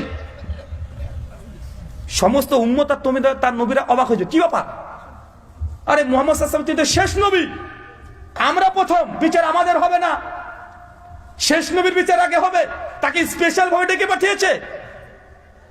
আল্লাহ বলছেন সেই সময়তে যখন আমাকে ডাকা হবে, আমি তখন আমার উম্মত নিয়ে আসবো। আল্লাহ সুবহানাহু ওয়া তাআলা আমার উম্মতের চোখ, এই যে কপালগুলোকে একদম চমকে দিবে নূর দিয়ে। উম্মতে মুহাম্মাদি কোটি কোটি মানুষ চিন্তা করেছেন। এখনই পৃথিবীতে মানুষের সংখ্যা 800 কোটি। কত কোটি? কত কোটি বলেন? 800 কোটি। সে আদম থেকে আজ পর্যন্ত কত কোটি মানুষ আছে? কিয়ামতের মাঠে কত কোটি মানুষ হবে চিন্তা করেন। সেই সময় উম্মতে মুহাম্মাদীদের এই কপালে আর মুখমণ্ডলে একদম নূর দিয়ে আল্লাহ চকচকে করে দিবে। কেন? সবাই বুঝে নিবে এই যে উম্মতে মুহাম্মাদী শেষ নবীর উম্মত। কারণ ওযু করেছে তারা। কি করেছে? ওযু। চাচা, আপনি ওযু করার সময় একটু স্মরণ করেন না? এই ওযু যে কিয়ামতের মাঠে আপনার এই কপালটাকে চকচক করে দিবে। ওযুর সময় গল্প করছেন? ওযু কেন মসজিদে করছেন আপনি? কেন মসজিদে করবেন ওযু? আল্লাহ নবী মসজিদে ওযু করতেন না, তিনি বাড়িতে ওযু করতেন। কোথায়? বাড়িতে। নফল নামাজ, সুন্নাত নামাজ কখনো নবী মসজিদে পড়তেন না, তিনি বাড়িতে নফল সুন্নাত নামাজ পড়তেন। ওযু বাড়িতে করতেন, গুটি গুটি পায়ে মসজিদে হেঁটে হেঁটে যেতেন, তারপর গিয়ে ডাইরেক্ট নামাজে দাঁড়িয়ে যেতেন। কি করতেন নবী? ডাইরেক্ট নামাজে দাঁড়িয়ে যেতেন। তিনি সুন্নাত নফল নামাজ বাড়িতে এসে পড়তেন। আপনি কেন মসজিদে কেন সুন্নাত নফল নামাজ পড়বেন? কেন পড়বেন? বাড়িতে পানি নেই, ওযু করার জায়গা নেই। সহিহ বুখারী 731 নম্বর হাদিস। আল্লাহ বলছেন পুরুষ মানুষের জন্য নফল সুন্নাত নামাজ মসজিদের চাইতে বাড়িতে উত্তম। মসজিদে পড়লে যা নেকি হয়, নফল নামাজ সুন্নাত নামাজ বাড়িতে পড়লে তার ডবল নেকি হয়। আপনি কেন মসজিদে নামাজ পড়ছেন? মসজিদে সুন্নাত নফল নামাজ পড়া না জায়েজ, হারাম না, জায়েজ। উত্তম কোথায়? কোথায় উত্তম? বাড়িতে। আপনি চান না কিয়ামতের মাঠে আপনার জন্য নূরের মতো চেহারা হয়ে যায়? আপনি চান কি চান না? চান। আল্লাহ বলছেন তারপর যখন আমরা উম্মতকে নিয়ে আমি সঙ্গে সঙ্গে আসবো, সমস্ত নবী সঙ্গে পিছিয়ে হাঁটতে শুরু করবে তার উম্মত নিয়ে, রাস্তা করে দিবে। আর আমার উম্মতকে নিয়ে আমি মাঝখান দিয়ে হেঁটে হেঁটে আসবো। আর সমস্ত উম্মত তখন বলবে, অন্য নবীদের উম্মত বলবে, আরে মাশাআল্লাহ, সুবহানাল্লাহ, তারা এই উম্মতই, তাদের উম্মতের এত এত ঈমান যে এরা অন্য নবীদের সমকক্ষ হওয়ার যোগ্যতা রাখে। চিন্তা করতে পারছেন? মানে উম্মতের এত মর্যাদা। এখন কোরআন আল্লাহ বলেছে না, কুনতুম খায়রা উম্মাতিন, তোমরা হচ্ছে সর্বশ্রেষ্ঠ জাতি। সূরা আলী ইমরান আয়াত নম্বর 110 আমাদেরকে বলেছে খয়রা উম্মাহ, সর্বশ্রেষ্ঠ জাতি। নবী আদমের অনুসারী সর্বশ্রেষ্ঠ নয়, নবী ঈসার উম্মত সর্বশ্রেষ্ঠ নয়, নবী দাউদ, সুলাইমান, ইউনুস, ইউসুফ, ইউসা, জাকারিয়া, ইয়াহইয়া, যত নবী আছে সবার চাইতে মর্যাদা আল্লাহ কাকে দিয়েছে? কাদের মর্যাদা বেশি? এই উম্মতের মর্যাদা বেশি। আপনি এখন আপনার মর্যাদা বুঝতে পারেন নাই, এখনো গুরুত্ব বুঝতে পারেন নাই, কারণ এটা যে আপনি নবী মুহাম্মদ সাল্লাল্লাহু আলাইহি ওয়াসাল্লামকে এখনো চিনতে পারেন নাই। এই জন্য পীরের দরবারে গিয়ে আপনি গরু ছাগল সবগুলো দিয়ে আসেন। আল্লাহর ঘর মসজিদ আপনি দান করতে গিয়ে আপনার হাত কাঁপে। যদি এখনই বলে মসজিদকে দুতলা করতে হবে, এখনই বলা হোক যে কে আছে মসজিদকে দুতলা করা হবে, ছাদ করা হবে, টাকা দেন, টাকা আপনার দিতে চান না, স্পেশালি বক্তা এসে আপনাকে মানে পাম দিয়ে দিয়ে জোর করে পকেট থেকে টাকা বের করতে হয়। কিন্তু আপনার একটু বিপদ হলে আপনি বলে দেন যে আল্লাহ আমি বিপদে পড়েছি, আমি গোলাপ ছাড় মাজারে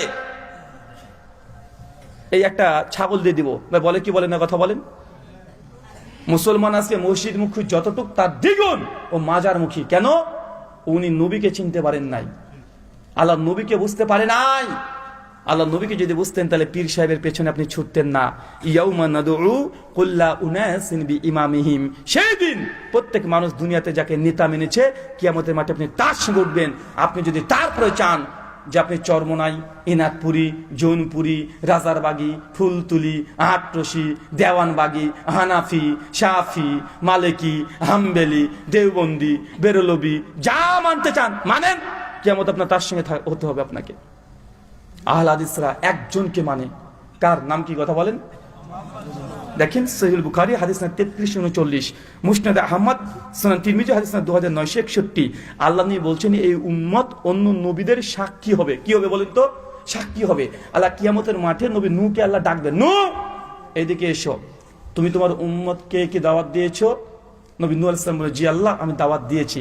সূরা হুদ 25 থেকে 40 নম্বর আয়াত। একটা বছর নয়, 2টা বছর নয়, 950 বছর দাওয়াত দিয়েছে, রাত দিন দাওয়াত দিয়েছে। কোন নবী? নূহ আলাইহিস সালাম। আল্লাহ বলে তুমি কি দাওয়াত দিয়েছো, তাবলীগ করেছো? জি আল্লাহ করেছি। নূহ আলাইহিস সালামের কওম অস্বীকার করে না, আল্লাহ আমাদের কাছে কোনো নবী আসেনি, আমাকে দাওয়াতই দেয়নি, অস্বীকার করবে ডাইরেক্ট কিয়ামতের মাঠে। কোন নবীর উম্মত? নূহ নবীর উম্মত। নূহ আলাইহিস সালাম না আল্লাহ আমি তো দাওয়াত দিয়েছি। আল্লাহ তখন বলবে যে নূহ তোমার পক্ষে সাক্ষী কে আছে? সাক্ষী পেশ করো। তোমার উম্মত তোমাকে বলছে তুমি দাওয়াত দাওনি, আর তুমি বলছো দিয়েছো, সাক্ষী কে আছে তোমার?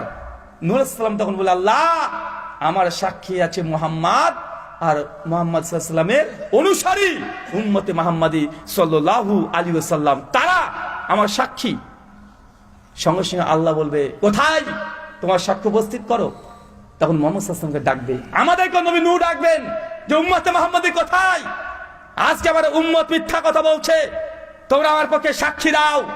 সঙ্গে সঙ্গে উম্মতে মুহাম্মাদি সবাই ছুটে চলে আসবে। তখন বলে জি আল্লাহ নূহ নবী তার উম্মতকে দাওয়াত দিয়েছে, তার দাওয়াত অস্বীকার করেছে তার উম্মতরা। আল্লাহ তো বলবে যে তোমরা তো নূহের সময় ছিলেই না, তোমরা বুঝলে কিভাবে, জানলে কিভাবে, দেখলে কিভাবে যে নূহ তার উম্মতকে দাওয়াত দিয়েছে? তখন বলবে আপনি যে কোরআন নাজিল করেছিলেন, আপনি যে কোরআন অবতীর্ণ করেছিলেন আমাদের নবীর উপরে, ওই কোরআনেই তো আপনি লিখে দিয়েছেন যে নূহের উম্মত নূহ 950 বছর দাওয়াত দিয়েছে। আমরা কোরআন পড়েছি, আমরা বুঝাচ্ছি, নবীকে সত্যবাদী মেনে নিয়েছি, আপনি তো কোরআনে লিখে দিয়েছিলেন। উম্মতের দেখেছেন, চিন্তা করছেন, নবীর পক্ষে সাক্ষী দিবে সেই দিন। আপনি এখনো বুঝতে পারেননি ভাই আমার, এখনো বুঝতে পারেননি। তওবা করেন, এখনো তওবা করেন।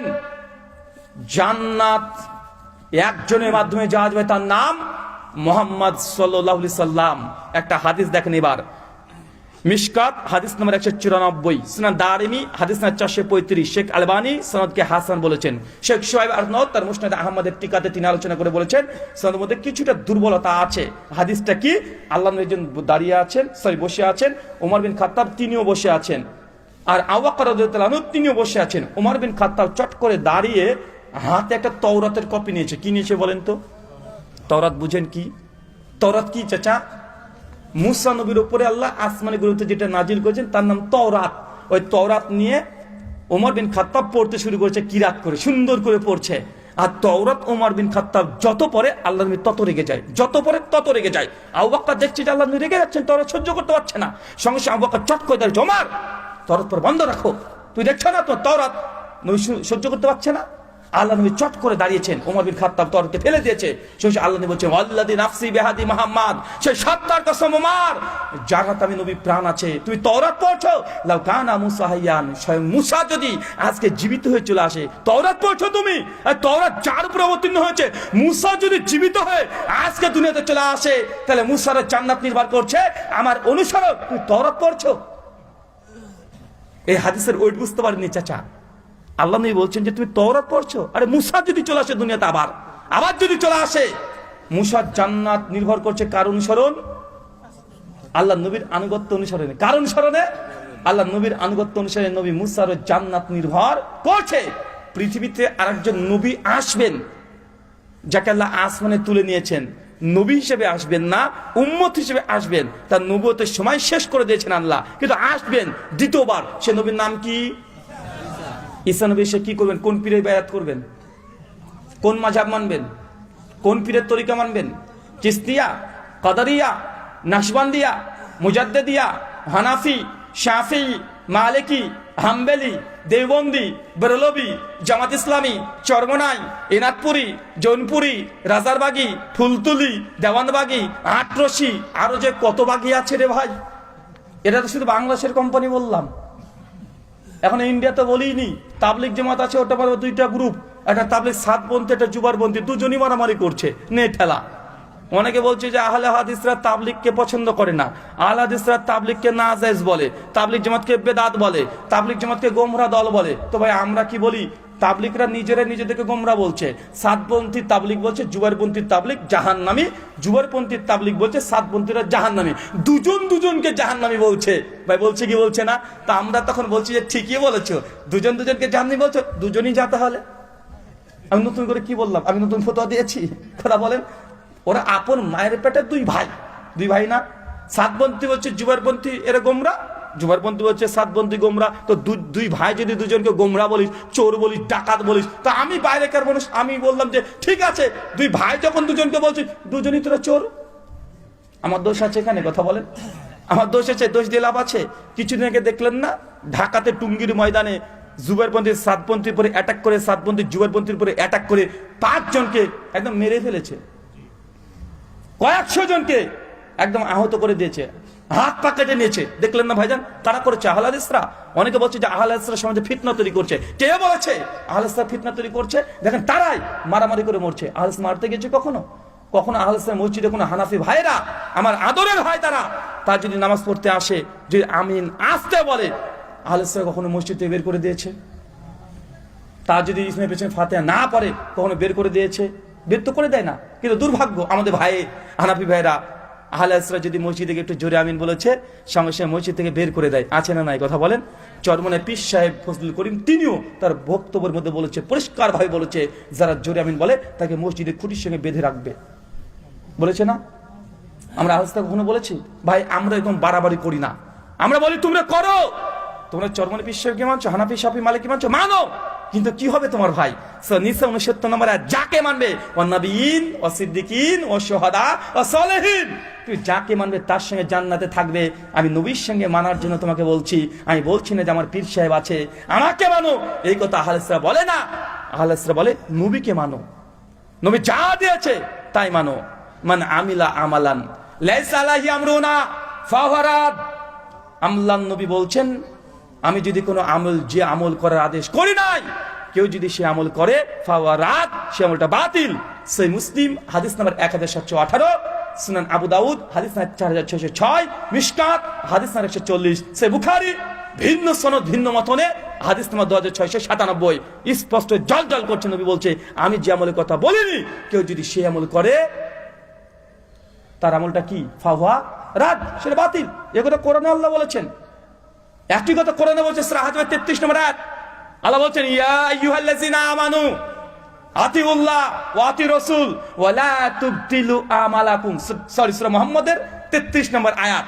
আল্লাহর আনুগত্য করো, রাসূলের অনুসরণ করো, ওয়া লা তুবতিলু আমালাকুম, যে নবীর আনুগত্য করে কোনো ইবাদত না হয়, তোমাদের আমলগুলোকে বাতিল করো না। আমরা বলছি নবীর কথা, আর তুমি আমাকে বলছো পীর সাহেবের কথা,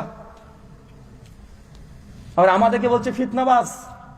আল্লাহ নবী এই কথাই বলেছেন, সেই সময়তে কিয়ামতের বলছে অচিরেই কিয়ামত ততক্ষণ হবে না যতক্ষণ পর্যন্ত উম্মাত সত্যবাদীকে মিথ্যাবাদী না বলবে, আর মিথ্যাবাদীকে সত্যবাদী না বলবে, ততক্ষণ কিয়ামত সংগঠিত হবে না। আমরা বলছি নবীর কথা, তুমি বলছো পীরের কথা, বুজুর্গনের দিনের কথা, আবার আমাদেরকে বলছে এরা নবীকে মানে না, আহলে হাদিসরা নবীকে মানে না, এই কথা বলে। ভাই বলে কি বলে না? কথা বলে। বলছে আহলে হাদিসরা ইংরেজদের দালাল। কত বড় মিথ্যা কথা বলছে আপনি চিন্তা করেন। আহলে হাদিস নাকি ইংরেজদের দালাল? এরকম কথা বলে না ভাইজান? দুঃখ লাগে আমাদের ভাইদের জন্য, কারণ সাধারণ আম জনতা তো কিছু বুঝে না, এরা কিছু বুঝে না, যা তারা বুঝাচ্ছে তাই বুঝছে তারা। হিন্দুদেরকে দেখবে সাধারণ আম হিন্দু, ওরা কিছু বুঝে না, ওদের হিন্দু পণ্ডিত যা বলে তাই মানে, ওরা কিতাবও পড়ে না। হিন্দুরা পড়ে, কথা বলেন। আমি একজন হিন্দু পণ্ডিতের সঙ্গে আমার বিতর্ক আছে, দেখবেন 4-5 হিন্দু পণ্ডিতের সঙ্গে বিতর্ক আছে, কেউ দেখেছেন? হ্যাঁ, দেখেছেন না? গরুর গোশ খাওয়া যাবে কি যাবে না, মহেন্দ্রপাল আর্যের সঙ্গে আমার ডিবেট আছে। মহেন্দ্রপাল আর্য যেমন তেমন ব্যক্তি নয়, ও ইন্ডিয়াতে প্রায় 30টার উপরে ডিবেট করেছে, টিভি মিডিয়াতে তিনি ডিবেট করেন। ডক্টর জাকির নাইককে 2004 থেকে তিনি চ্যালেঞ্জ করেছেন, ডক্টর জাকির নাইকের সঙ্গে তার ডিবেট হয়নি, তিনি ইন্ডিয়া থেকে চলে গিয়েছিলেন। তাই তিনি যখন চ্যালেঞ্জ করলেন, তখন আমি বলেছিলাম যে ডক্টর জাকির নাইকের সঙ্গে দরকার নেই, আমি আছি, আমার সঙ্গে বসে দেখা। ওর সঙ্গে ডিবেট হয়েছে 2020 সালে। 21শে মে বাংলাদেশে সে ফেস দ্য পিপল একটা চ্যালেঞ্জ আছে, সাইফুল সাগর ভাই, উনি কানাডা থেকে তিনি ওই টিভি মিডিয়াকে তিনি সম্প্রচার করে। উনি বলেছিলেন যে হিন্দু ধর্মগ্রন্থে গরুর গোশত খাওয়ার কোনো কথাই নাই, অস্বীকার করেছে। আর আপনারা জানেন গোমাংস নিয়ে ইন্ডিয়াতে অনেক ঝামেলা হয়, অনেক মারামারি হয়, এমনকি যাদের ফ্রিজে গোমাংস পাওয়া গিয়েছে হত্যা করেছে এরকম রিপোর্টে পাওয়া যায় কি যায় না? কথা বলেন। সব কথা খুলে খুলে পরিষ্কারভাবে বলা যায় না, প্রতিবন্ধকতা আছে, কেন আমাকেও যেতে হবে না? যেতে হবে, সব কথা খুলে বলতে নেই। সমাজদারকে নিয়ে ইশারাই কাফি, আপনারা বুঝতে পারছেন। আমি বললাম যে না, হিন্দু ধর্মেও একদম স্পষ্টভাবে গরু মাংস খাওয়ার কথা আছে। ডিবেট হয়েছে প্রায় 2.5 ঘন্টা। আমি বেদ থেকে রামায়ণ, মহাভারত, পুরাণশাস্ত্র, স্মৃতিশাস্ত্র, শ্রুতিশাস্ত্র থেকে 26খানা জলে প্রমাণ দেখিয়েছি যে হিন্দু ধর্মে গরু খাওয়া তো জায়েজ। বৃহদারণ্যক উপনিষদ 6 নম্বর অধ্যায় 4th কান্ডিকার 8 নম্বর মন্ত্রতে বলছে, কেউ যদি পণ্ডিত, বুদ্ধিমান, সুষ্ঠু, সবল সন্তান যদি পেতে চায়, তাহলে কচি গরুকে জবাই করে রান্না করে মাংসকে স্বামী স্ত্রী যদি মিলন করে, তাহলে বুদ্ধিমান সন্তান জন্মগ্রহণ করবে। কথা বুঝতে পারলেন না? আমি পণ্ডিতজিকে বলেছিলাম, পণ্ডিতজি বলছে দেখেন, পশুকে হত্যা করা এটা তো অন্যায়। কেন? বলছে এটা তো হিংসা ছড়াই, একটা পশুকে, নিরীহ পশুকে আপনি হত্যা করবেন, তাই পশু হত্যা করা একটা অন্যায়, একটা নিরীহ প্রাণীকে কেন হত্যা করবেন? অতএব এই জন্যই গোমাংস খাওয়া যাবে না। আমি বলেছিলাম যদি তাই যুক্তি হয় পণ্ডিতজি, যে নিরীহ প্রাণীকে হত্যা করা উচিত নয়, তাহলে মরা গরু খান, ও তো এমনি মারা গেছে, কষ্ট পাবে না। মরা গরু খান, তাহলে কষ্ট পাবে না। উনি যখন কিছু জবাব দিতে না পেরেছে, দেন আমাকে মাঝখানে গালিগালাজ করতে শুরু করেছিল না? আমি বলেছিলাম তাই মরা গরু খান, উনি সঙ্গে সঙ্গে রেগে গেছেন। অনেকজন হিন্দু পণ্ডিতের সঙ্গে আমার বিতর্ক হয়েছে, মূর্তি পূজা করা যাবে কি যাবে না। সাধারণ আম হিন্দু তারা মূর্তি পূজা করে, কিন্তু হিন্দু পণ্ডিতরা কিন্তু ঠিকই জানে মূর্তি পূজা করা তাদের শাস্ত্রে নাই। শ্রীমদ ভগবদ গীতা অধ্যায় নম্বর 9 শ্লোক নম্বর 23-24 শ্রীকৃষ্ণ তিনি বলছেন, ইয়া ওপি অন্য দেবতা ভক্তি যে জানন্তে শ্রদ্ধানিতা তে ওপি মামব কন্ত্য যে জানন্তে অবাদি পূর্বকাম। কি ভাবলেন যে পণ্ডিত চলে আসলো কোথা থেকে? আবার মন্ত্র বলছে, ইয়া ওপি অন্য দেবতা ভক্তি যে জানন্তে শ্রদ্ধানিতা তে ওপি মাম এবং কন্ত্য যে জানন্তে অবাদি পূর্বকাম। হে অর্জুন, যারা এক ঈশ্বরকে বাদ দিয়ে অন্য দেবতাদের পূজা অর্চনা করে, সে কখনোই সে উপাসনা, আরাধনা, গুণকীর্তন, নাম, জপ, তপ, ইবাদত, কর্ম যেই ভাষায় অনুবাদ করেন না কেন, কখনোই সে মোক্ষ লাভ করতে পারবে না, মানে স্বর্গে যেতে পারবে না। মুসলমানদের ভাষা অনুযায়ী জান্নাতে প্রবেশ করতে পারবে না। কে যে অনেকগুলো দেব দেবতার পুজো করে, সে কখনোই স্বর্গে যেতে পারবে না। গীতা 9ম অধ্যায় 23 এবং 24 নম্বর মন্ত্র তথা শ্লোকে পরিষ্কার বলছে। ওই দেখবেন যখন হিন্দু পণ্ডিতরা দেবী দুর্গা পুজো করে, দেখবেন কি বলে জানেন? মন্ত্রে বলে, ইয়া দেবী সর্বভূতেষু মাতৃরূপে সুসংস্থিতাঃ নমস্তাস্যৈ নমস্তাস্যৈ নমস্তাস্যৈ নমো নমঃ। ইয়া দেবী সর্বভূতেষু লক্ষ্মী রূপে সুসংস্থিতাঃ নমস্তাস্যৈ নমস্তাস্যৈ নমস্তাস্যৈ নমো নমঃ। বলতেই থাকে। দুর্গাপূজার সময় শোনেন না? এবার বলে না? কি বলছে জানেন? এটা সংস্কৃত, বাংলা করলে কি হয়? ইয়া দেবী, দেবী এটা স্ত্রীলিঙ্গ না পুংলিঙ্গ? মাতৃরূপে, মা স্ত্রীলিঙ্গ না পুংলিঙ্গ? স্ত্রীলিঙ্গ।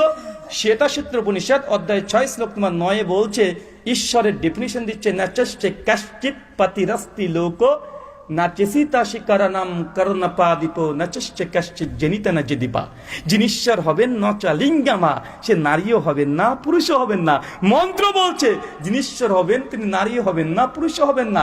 দেবী দুর্গা একটা নারী মূর্তি আমরা দেখতে পাচ্ছি, মন্ত্রে বলছে ইয়া দেবী। ঠাকুর কিন্তু জানে, ঠাকুর জানে কি জানে না কথা বলেন? ও জানে, জানে না তা নয়। আমাদের যে পীর সাহেব ওরাও জানে, ওরাও পড়ে। কি পড়ে? ফাতিহা সূরা কমপক্ষে পড়ে তো, ইয়াকা না'বুদু ওয়া ইয়াকা নাস্তাইন। বাংলা মানে হে আল্লাহ আমি তোমারই ইবাদত করি, তোমার কাছেই চাই। ও বলছে যে আল্লাহ আমি তোমার কাছে চাই, আবার মাজারে গিয়ে চাচ্ছে। আছে না কথা বলেন? ওদের পীরের ওসিলা দিয়ে চাও, তাহলে আল্লাহ দিবে না। পীরের ওসিলা লাগবে, আল্লাহ দেবে না। আমি বলেছিলাম ওকে, ভাই পীর সাহেব বলছে যে বান্দা এত গুনাহ করেছে, এত পাপ করেছে, তাই বান্দার দোয়া আল্লাহ ডাইরেক্ট কবুল করবেন না, এই জন্য মাঝখানে পীর সাহেব লাগবে। বা বলে কি বলে না যে বান্দা এত গুনাহ করেছে, এত পাপ করেছে, যে ডাইরেক্ট বান্দার কথা আল্লাহ শোনে না, এই জন্য পীরকে ধরতে হয়, পীরের উসলা দিয়ে দোয়া করতে হয়। আমি বলেছিলাম ভাই আপনি কত বড় পাপ করেছেন, আপনি কত বড় পাপী, আপনি ইবলিশ শয়তানের চাইতে বড় পাপী নাকি? বা ইবলিশ শয়তানের চাইতে বড় পাপী কেউ আছে সৃষ্টি জগতে? কেউ আছে? ইবলিশ শয়তানকে সূরা আরাফের 14 নম্বর আয়াতে যখন দেখলেন সবকিছু হয়ে গেল, আল্লাহ বলছেন যে ইবলিশ তোকে এই জান্নাতে থাকা যাবে না, আদম হাওয়া তোমরা জান্নাতে থাকতে পারবে না, সব দুনিয়াতে পাঠাবো তোমাদেরকে একসঙ্গে, সবাই চলে যাও ওখানে, আর জান্নাতে থাকা যাবে না। তখন শয়তান ইবলিশ তখন বলছে আল্লাহ তোমার আদমের জন্য আজকে আমাকে জান্নাতকে ত্যাগ করে দিতে হচ্ছে, দুনিয়াতে যেতে হচ্ছে, কষ্টের জীবন ওকে ভোগ করতে হবে। তবে আল্লাহ শেষবারের মতো তোমার কাছে একটা দোয়া চাইবো, একটা জিনিস চাইবো, তুমি দিবে আমাকে। কে বলছে বলেন তো? চাচা ইবলিশ বলছে। আল্লাহ তুমি বলছে চা, কি চাইবে? শেষ ব্যাপার তো, চা, তাই দেওয়া হবে, যা। তো বলছে আল্লাহ এই তোমার আদম সন্তানের রগে রগে শিরায় শিরায় চলানোকে ক্ষমতা দাও। আল্লাহ বলছে যা, তাও তোকে দিয়ে দিলাম। তো ইবলিশের দোয়া যদি আল্লাহ ডাইরেক্ট গ্রহণ করে নাই, আপনি কি ইবলিশ শয়তানের চাইতে খারাপ? কিন্তু পীর সাহেব বলছে যে বান্দা এত গুনাহ করেছে, এত পাপ করেছে, ডাইরেক্ট আল্লাহ শুনে না। ইবলিশ শয়তান কার ওসিলা ধরেছিল? কাকে মাধ্যম ধরেছিল? এই ইয়াকা না'বুদু ওয়া ইয়াকা নাস্তাইন, আল্লাহ আমি তোমারই ইবাদত করি আর ডাইরেক্ট তোমার কাছে চাই, মাঝখানে কোনো ভাই মাধ্যম নাই। ভাই মাধ্যম কারা ধরে? হিন্দুরা ধরে। হিন্দুরা যখন দোয়া করে তখন তারা ডাইরেক্ট ওই লক্ষ্মী, কালী, দুর্গা, সরস্বতীর কাছে চায় না। কি বলে? মাঝখানে তারা বলে যে লক্ষ্মী তুমি ধনের দেবী, অর্থের দেবী, তুমি বিশ্বমাতা, আমার তুমি ধন, আমার অর্থ তুমি বৃদ্ধি করে দাও। এই কথা বলছে পরম ব্রহ্মা কে তাকে গিয়ে বলো যে আমার অর্থকে বৃদ্ধি করে দেয়। খ্রিস্টানরা যখন দোয়া করে, ইউটিউবে ভালো করে সার্চ করে দেখবেন, খ্রিস্টানরা 3 জন ঈশ্বরে বিশ্বাস করে। কয়জন? পিতা, পুত্র, পবিত্র আত্মা। খ্রিস্টানদের দোয়া কি করে? যিশু খ্রিস্টকে তারা ঈশ্বরের পুত্র মনে করে না, ঈসা নবীকে ঈশ্বরের পুত্র মনে করে না, আল্লাহ পুত্র মনে করে না। ওদের প্রার্থনা যখন করে এইভাবে প্রার্থনা করবে, দেখবেন হে স্বর্গীয় পিতা তোমার রাজ্য আসুক, তোমার কাছে কেউ চাইলে তুমি কখনো তাকে খালি হাতে ফেরত দাও না। হে স্বর্গীয় পিতা, পিতা পুত্র পবিত্র আত্মার নামে তোমার কাছে চাইছি, তুমি তোমার পুত্রকে এতই ভালোবাসো যে তুমি তাকে দুনিয়াতে পাঠিয়েছো অনন্ত জীবনের জন্য। আমি প্রভু যিশুর নামে তোমার কাছে প্রার্থনা করছি, আমার মনের বাসনা পূর্ণ করো। এই শব্দ দিয়ে খ্রিস্টানরা দোয়া করে। মানে ঈসা নবীকে মাঝখানে কি ধরেছে? ওসিলা ধরেছে। তো পীর সাহেব ওই লক্ষ্মীর, দুর্গা, কালী, সরস্বতীর মতো ভূমিকা পালন করছে। কথা বুঝতে পারলেন না? আপনি বুঝতে পারছেন না ভাইজান, আল্লাহ কি, নবী কি আপনি এখনো বুঝেন নাই। তার জন্য এখন আপনার পীর ধরা লাগে, আপনাকে এখনো মাযহাব ধরা লাগে। আল্লাহ সুবহানাহু ওয়া তাআলা আমাদের বুঝার তৌফিক দান করে। সকলে পড়ি আমিন। শর্মাতে শুধু জান্নাতে যদি নবীর সঙ্গে থাকতে চান, একটাই মাধ্যম, নবীর আনুগত্য, অনুসরণ। মাঝখানে কোনো পীর বাবা, কোনো মাযহাব এটা যেন না আসে। আর দুটো আমলের কথা বলবো, যে আমল দুটো এক লাইনে বলে দিব। এক, সুনান আবু দাউদ 1320, আল্লাহ নবীর কাছে একজন সাহাবী এসে বলছেন যে ইয়া রাসূলুল্লাহ আপনি রাত্রে কেমন কেমন আমল করেন আমি দেখতে চাই। কেন? নবী তাহাজ্জুদের নামাজ, নফল নামাজ বাড়িতে পড়ে, মসজিদে পড়ে না, তাই নবী কি যে আমল করে সবাই তো দেখতে পাই না। ওই সাহাবী চলে এসেছে নবীর কাছে রাত্রিবেলাতে, আল্লাহ নবী আমি রাত্রের আমল দেখবো। তো আচ্ছা ঠিক আছে দেখবে, কোনো সমস্যা নেই। তো আল্লাহ নবী যখন রাতে তাহাজ্জুদের সালাত আদায় করবে, তো অজু করবে, ওই সাহাবী চট করে নিয়ে এসে পানিটাকে আগিয়ে দেয়। আল্লাহ নবী অজু করা হয়ে গেছে, টাওয়ালটা এসে আগিয়ে দেয়, তো আল্লাহ নবী তার প্রতি খুশি হয়ে গেল, তাকে এত খেদমত করেছে নবীর। আল্লাহ নবী তখন অজু করে নামাজ পড়ে সাহাবীকে বলছে যে সাহাবী আমার, তুমি কি চাও? তুমি যে আমাকে খেদমত করেছো, খুশি, তুমি কি চাও আমার কাছ থেকে বলো। আপনি হলে কি বলতেন? আমাকে একটা আইফোন 16 দেন, হ্যাঁ, আমাকে একটা 4 চাকায় গাড়ি দিয়ে দেন, প্রাইভেট কার দরকার, খুব কষ্ট হয় আল্লাহ নবী, খুব কষ্ট হয়। বা সাহাবীরা শেষে বলতে পারতেন, আল্লাহ নবী আমার চলতে খুব কষ্ট হয়, আমাকে 10টা উট দিয়ে দিয়েন, 10খানা দাস দিয়ে দিয়েন, 100 বিঘা খেজুরের বাগান দিয়ে দিয়েন। ভাই বলতে পারতেন কি পারতেন না? সাহাবী কিছু না বলে বলছে, নবী বলছেন যে কি চাও, যা চাইবো তাই দিয়ে দিবে। ডাইরেক্ট বলছে, আল্লাহ নবী জান্নাতে আপনার সাথে থাকতে চাই। চিন্তা করেছেন, জান্নাতে থাকতে চাই। নবী তখন বলছি যে ডাইরেক্ট জান্নাতে থাকতে চাই, মানে এটা যদি দিয়ে দেয়, বা আর কোনো ভয় আছে? কবরে ভয় আছে? কিয়ামতের মাঠে ভয় আছে? ডাইরেক্ট বলছে নবী আপনার সাথে থাকতে চাই, মানে এর চাইতে শ্রেষ্ঠ জিনিসের কিন্তু হতে পারে না। নবী তখন বলছে যে আচ্ছা ঠিক আছে, আর কি চাও বলো। উনি আবার বলছেন, সাহাবী নবী জান্নাতে আপনার সাথে থাকতেই চাই, আর কিছু চাই না। নবী আবার বলছে, আর কি চাও বলো। শুনলাম তো, বলছে নবী কিছু চাই না, আপনার সঙ্গে জান্নাতে থাকতে চাই, এটার ব্যবস্থা করে দেন। আল্লাহ তখন বলছে, সত্যি তুমি যদি এটা চাও, তাই রাত্রিবেলা উঠে আজজন আমাকে ইবাদত করতে দেখলে তাহাজ্জুদ গুজার হয়ে যাও, তাহাজ্জুদে সিজদায় পড়ে থাকো। যে যত বেশি সিজদায় থাকবে, সে তত বেশি আমি নবীর নিকটবর্তী হতে থাকবে। তাহাজ্জুদ এমন সালাত, যে সালাত নবীর পাশে প্রতিবেশী হিসাবে থাকার জন্য মাধ্যম। ইনশাআল্লাহ তাহাজ্জুদ হবে তো? যুবকরা তুমি তো খুব রক্ত গরম করে ফেলো, আহলে হাদিসরা কেন জিহাদ করে না? তুমি জিহাদ করে দেখো, রাতে তাহাজ্জুদের সালাত আদায় করে। বলে এই যে আমেরিকাতে, লন্ডনে, ইউক্রেন, ব্রিটেন, এখানে নবীকে অপমান করেছে, রাস্তাতে নেমে তুমি আন্দোলন করছো, ভালো কথা, কিন্তু নবী তুমি সঙ্গী হতে চাও না? যদি চাও তাহাজ্জুদ গুজার হতে হবে তোমাকে। নবী বলেছেন যে যত বেশি তাহাজ্জুদ গুজার হবে, সে তত বেশি নবীর নিকটবর্তী হয়ে যাবে। পারবো তো ইনশাআল্লাহ? পারবো? সুনান তিরমিজি 568 নম্বর হাদিস। আর একটা হাদিস আপনাকে দিয়ে যাই। নবীর সঙ্গী হওয়ার জন্য আল্লাহ নবী বলছেন, কোন ইয়াতীম সন্তান যদি কেউ মানুষ করে, প্রতিপালন করে, তাহলে সেই ব্যক্তি আর আমি জান্নাতে এইভাবে থাকবো। মানে এরকম পাশাপাশি নবী দেখাচ্ছে। এইভাবে কি করতে হবে বলেন তো? এতিম সন্তান এলাকাতে আছে? না থাকলে খুঁজে আনতে হবে, পাশে গ্রাম থেকে নিয়ে আসতে হবে। কেন? আপনি নবীর সঙ্গে থাকবেন, একটা কাজ। আপনার তো 3টে ছেলে আছে, আপনি ভাবেন আল্লাহ আপনাকে 4টে ছেলে দিয়েছে, কোনো পার্থক্য করবেন না। নবীও এতিম পুষেছেন, জায়েদ নবীর পালক পুত্র ছিল কি ছিল না? ছিল। নবী নিজেও পুষেছেন, নিজে প্রতিপালন করেছে। মানুষ দেখে বলতো, মানে নবী এমন ভাবে তাকে প্রতিপালন করেছে, এমন ভালোবাসতো, প্রতিবেশীরা বলতো এটা মুহাম্মদের নিজের বেটা। আল্লাহ কোরআনের আয়াত অবতীর্ণ করে জানিয়ে দিয়েছেন, মাকানা মুহাম্মাদুন আবা আহাদিম মির রিজালিকুম, যে মুহাম্মদ সাল্লাল্লাহু আলাইহি ওয়াসাল্লাম তোমাদের কোন পুরুষের পিতা নন, বরং তিনি আল্লাহর নবী, শেষ রাসূল। সূরা হাজর আয়াত নম্বর 40। চিন্তা করতে পারছেন? মানে আপনাকে এখানে আরেকটা আমল, এতিম প্রতিপালন করতে হবে। কেন? আমার নবী স্বয়ং নিজেই এতিম ছিলেন না? বাবা মারা গেছে জন্মের আগে, মা কিছুদিন পরে মারা গেছে, ইয়াতিম। নবী বুঝেন যে ইয়াতিমের কত কষ্ট, কত দুঃখ।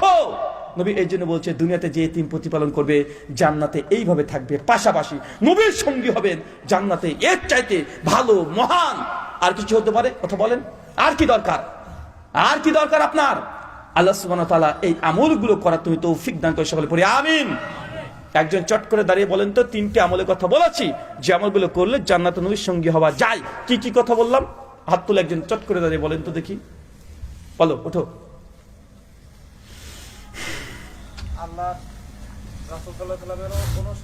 মাশাআল্লাহ, এক নবীর আনুগত্য অনুসরণ সব জায়গাতে, নামাজ, রোজা, হজ, যাকাত, ড্রেস, পোশাক, আশাক, বিবাহ, শাদী, সবকিছুতে দেখতে হবে নবী করেছেন কিনা।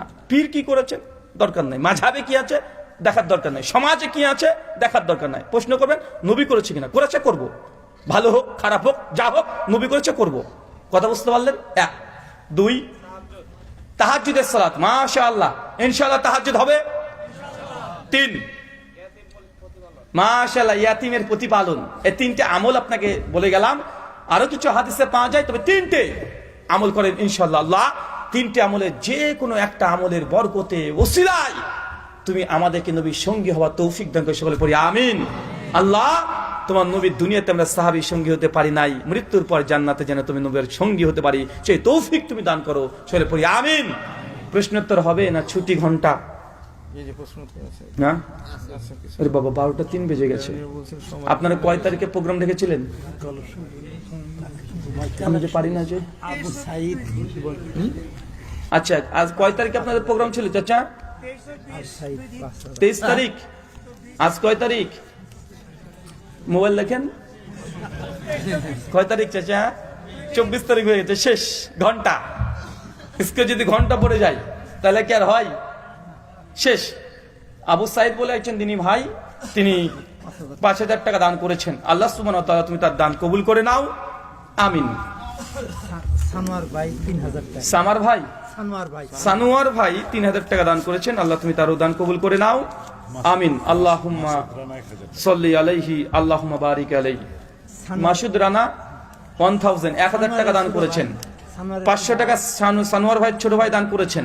আল্লাহ তাদের প্রত্যেকের দান তুমি কবুল করে নাও, আমিন। জি, প্রশ্ন।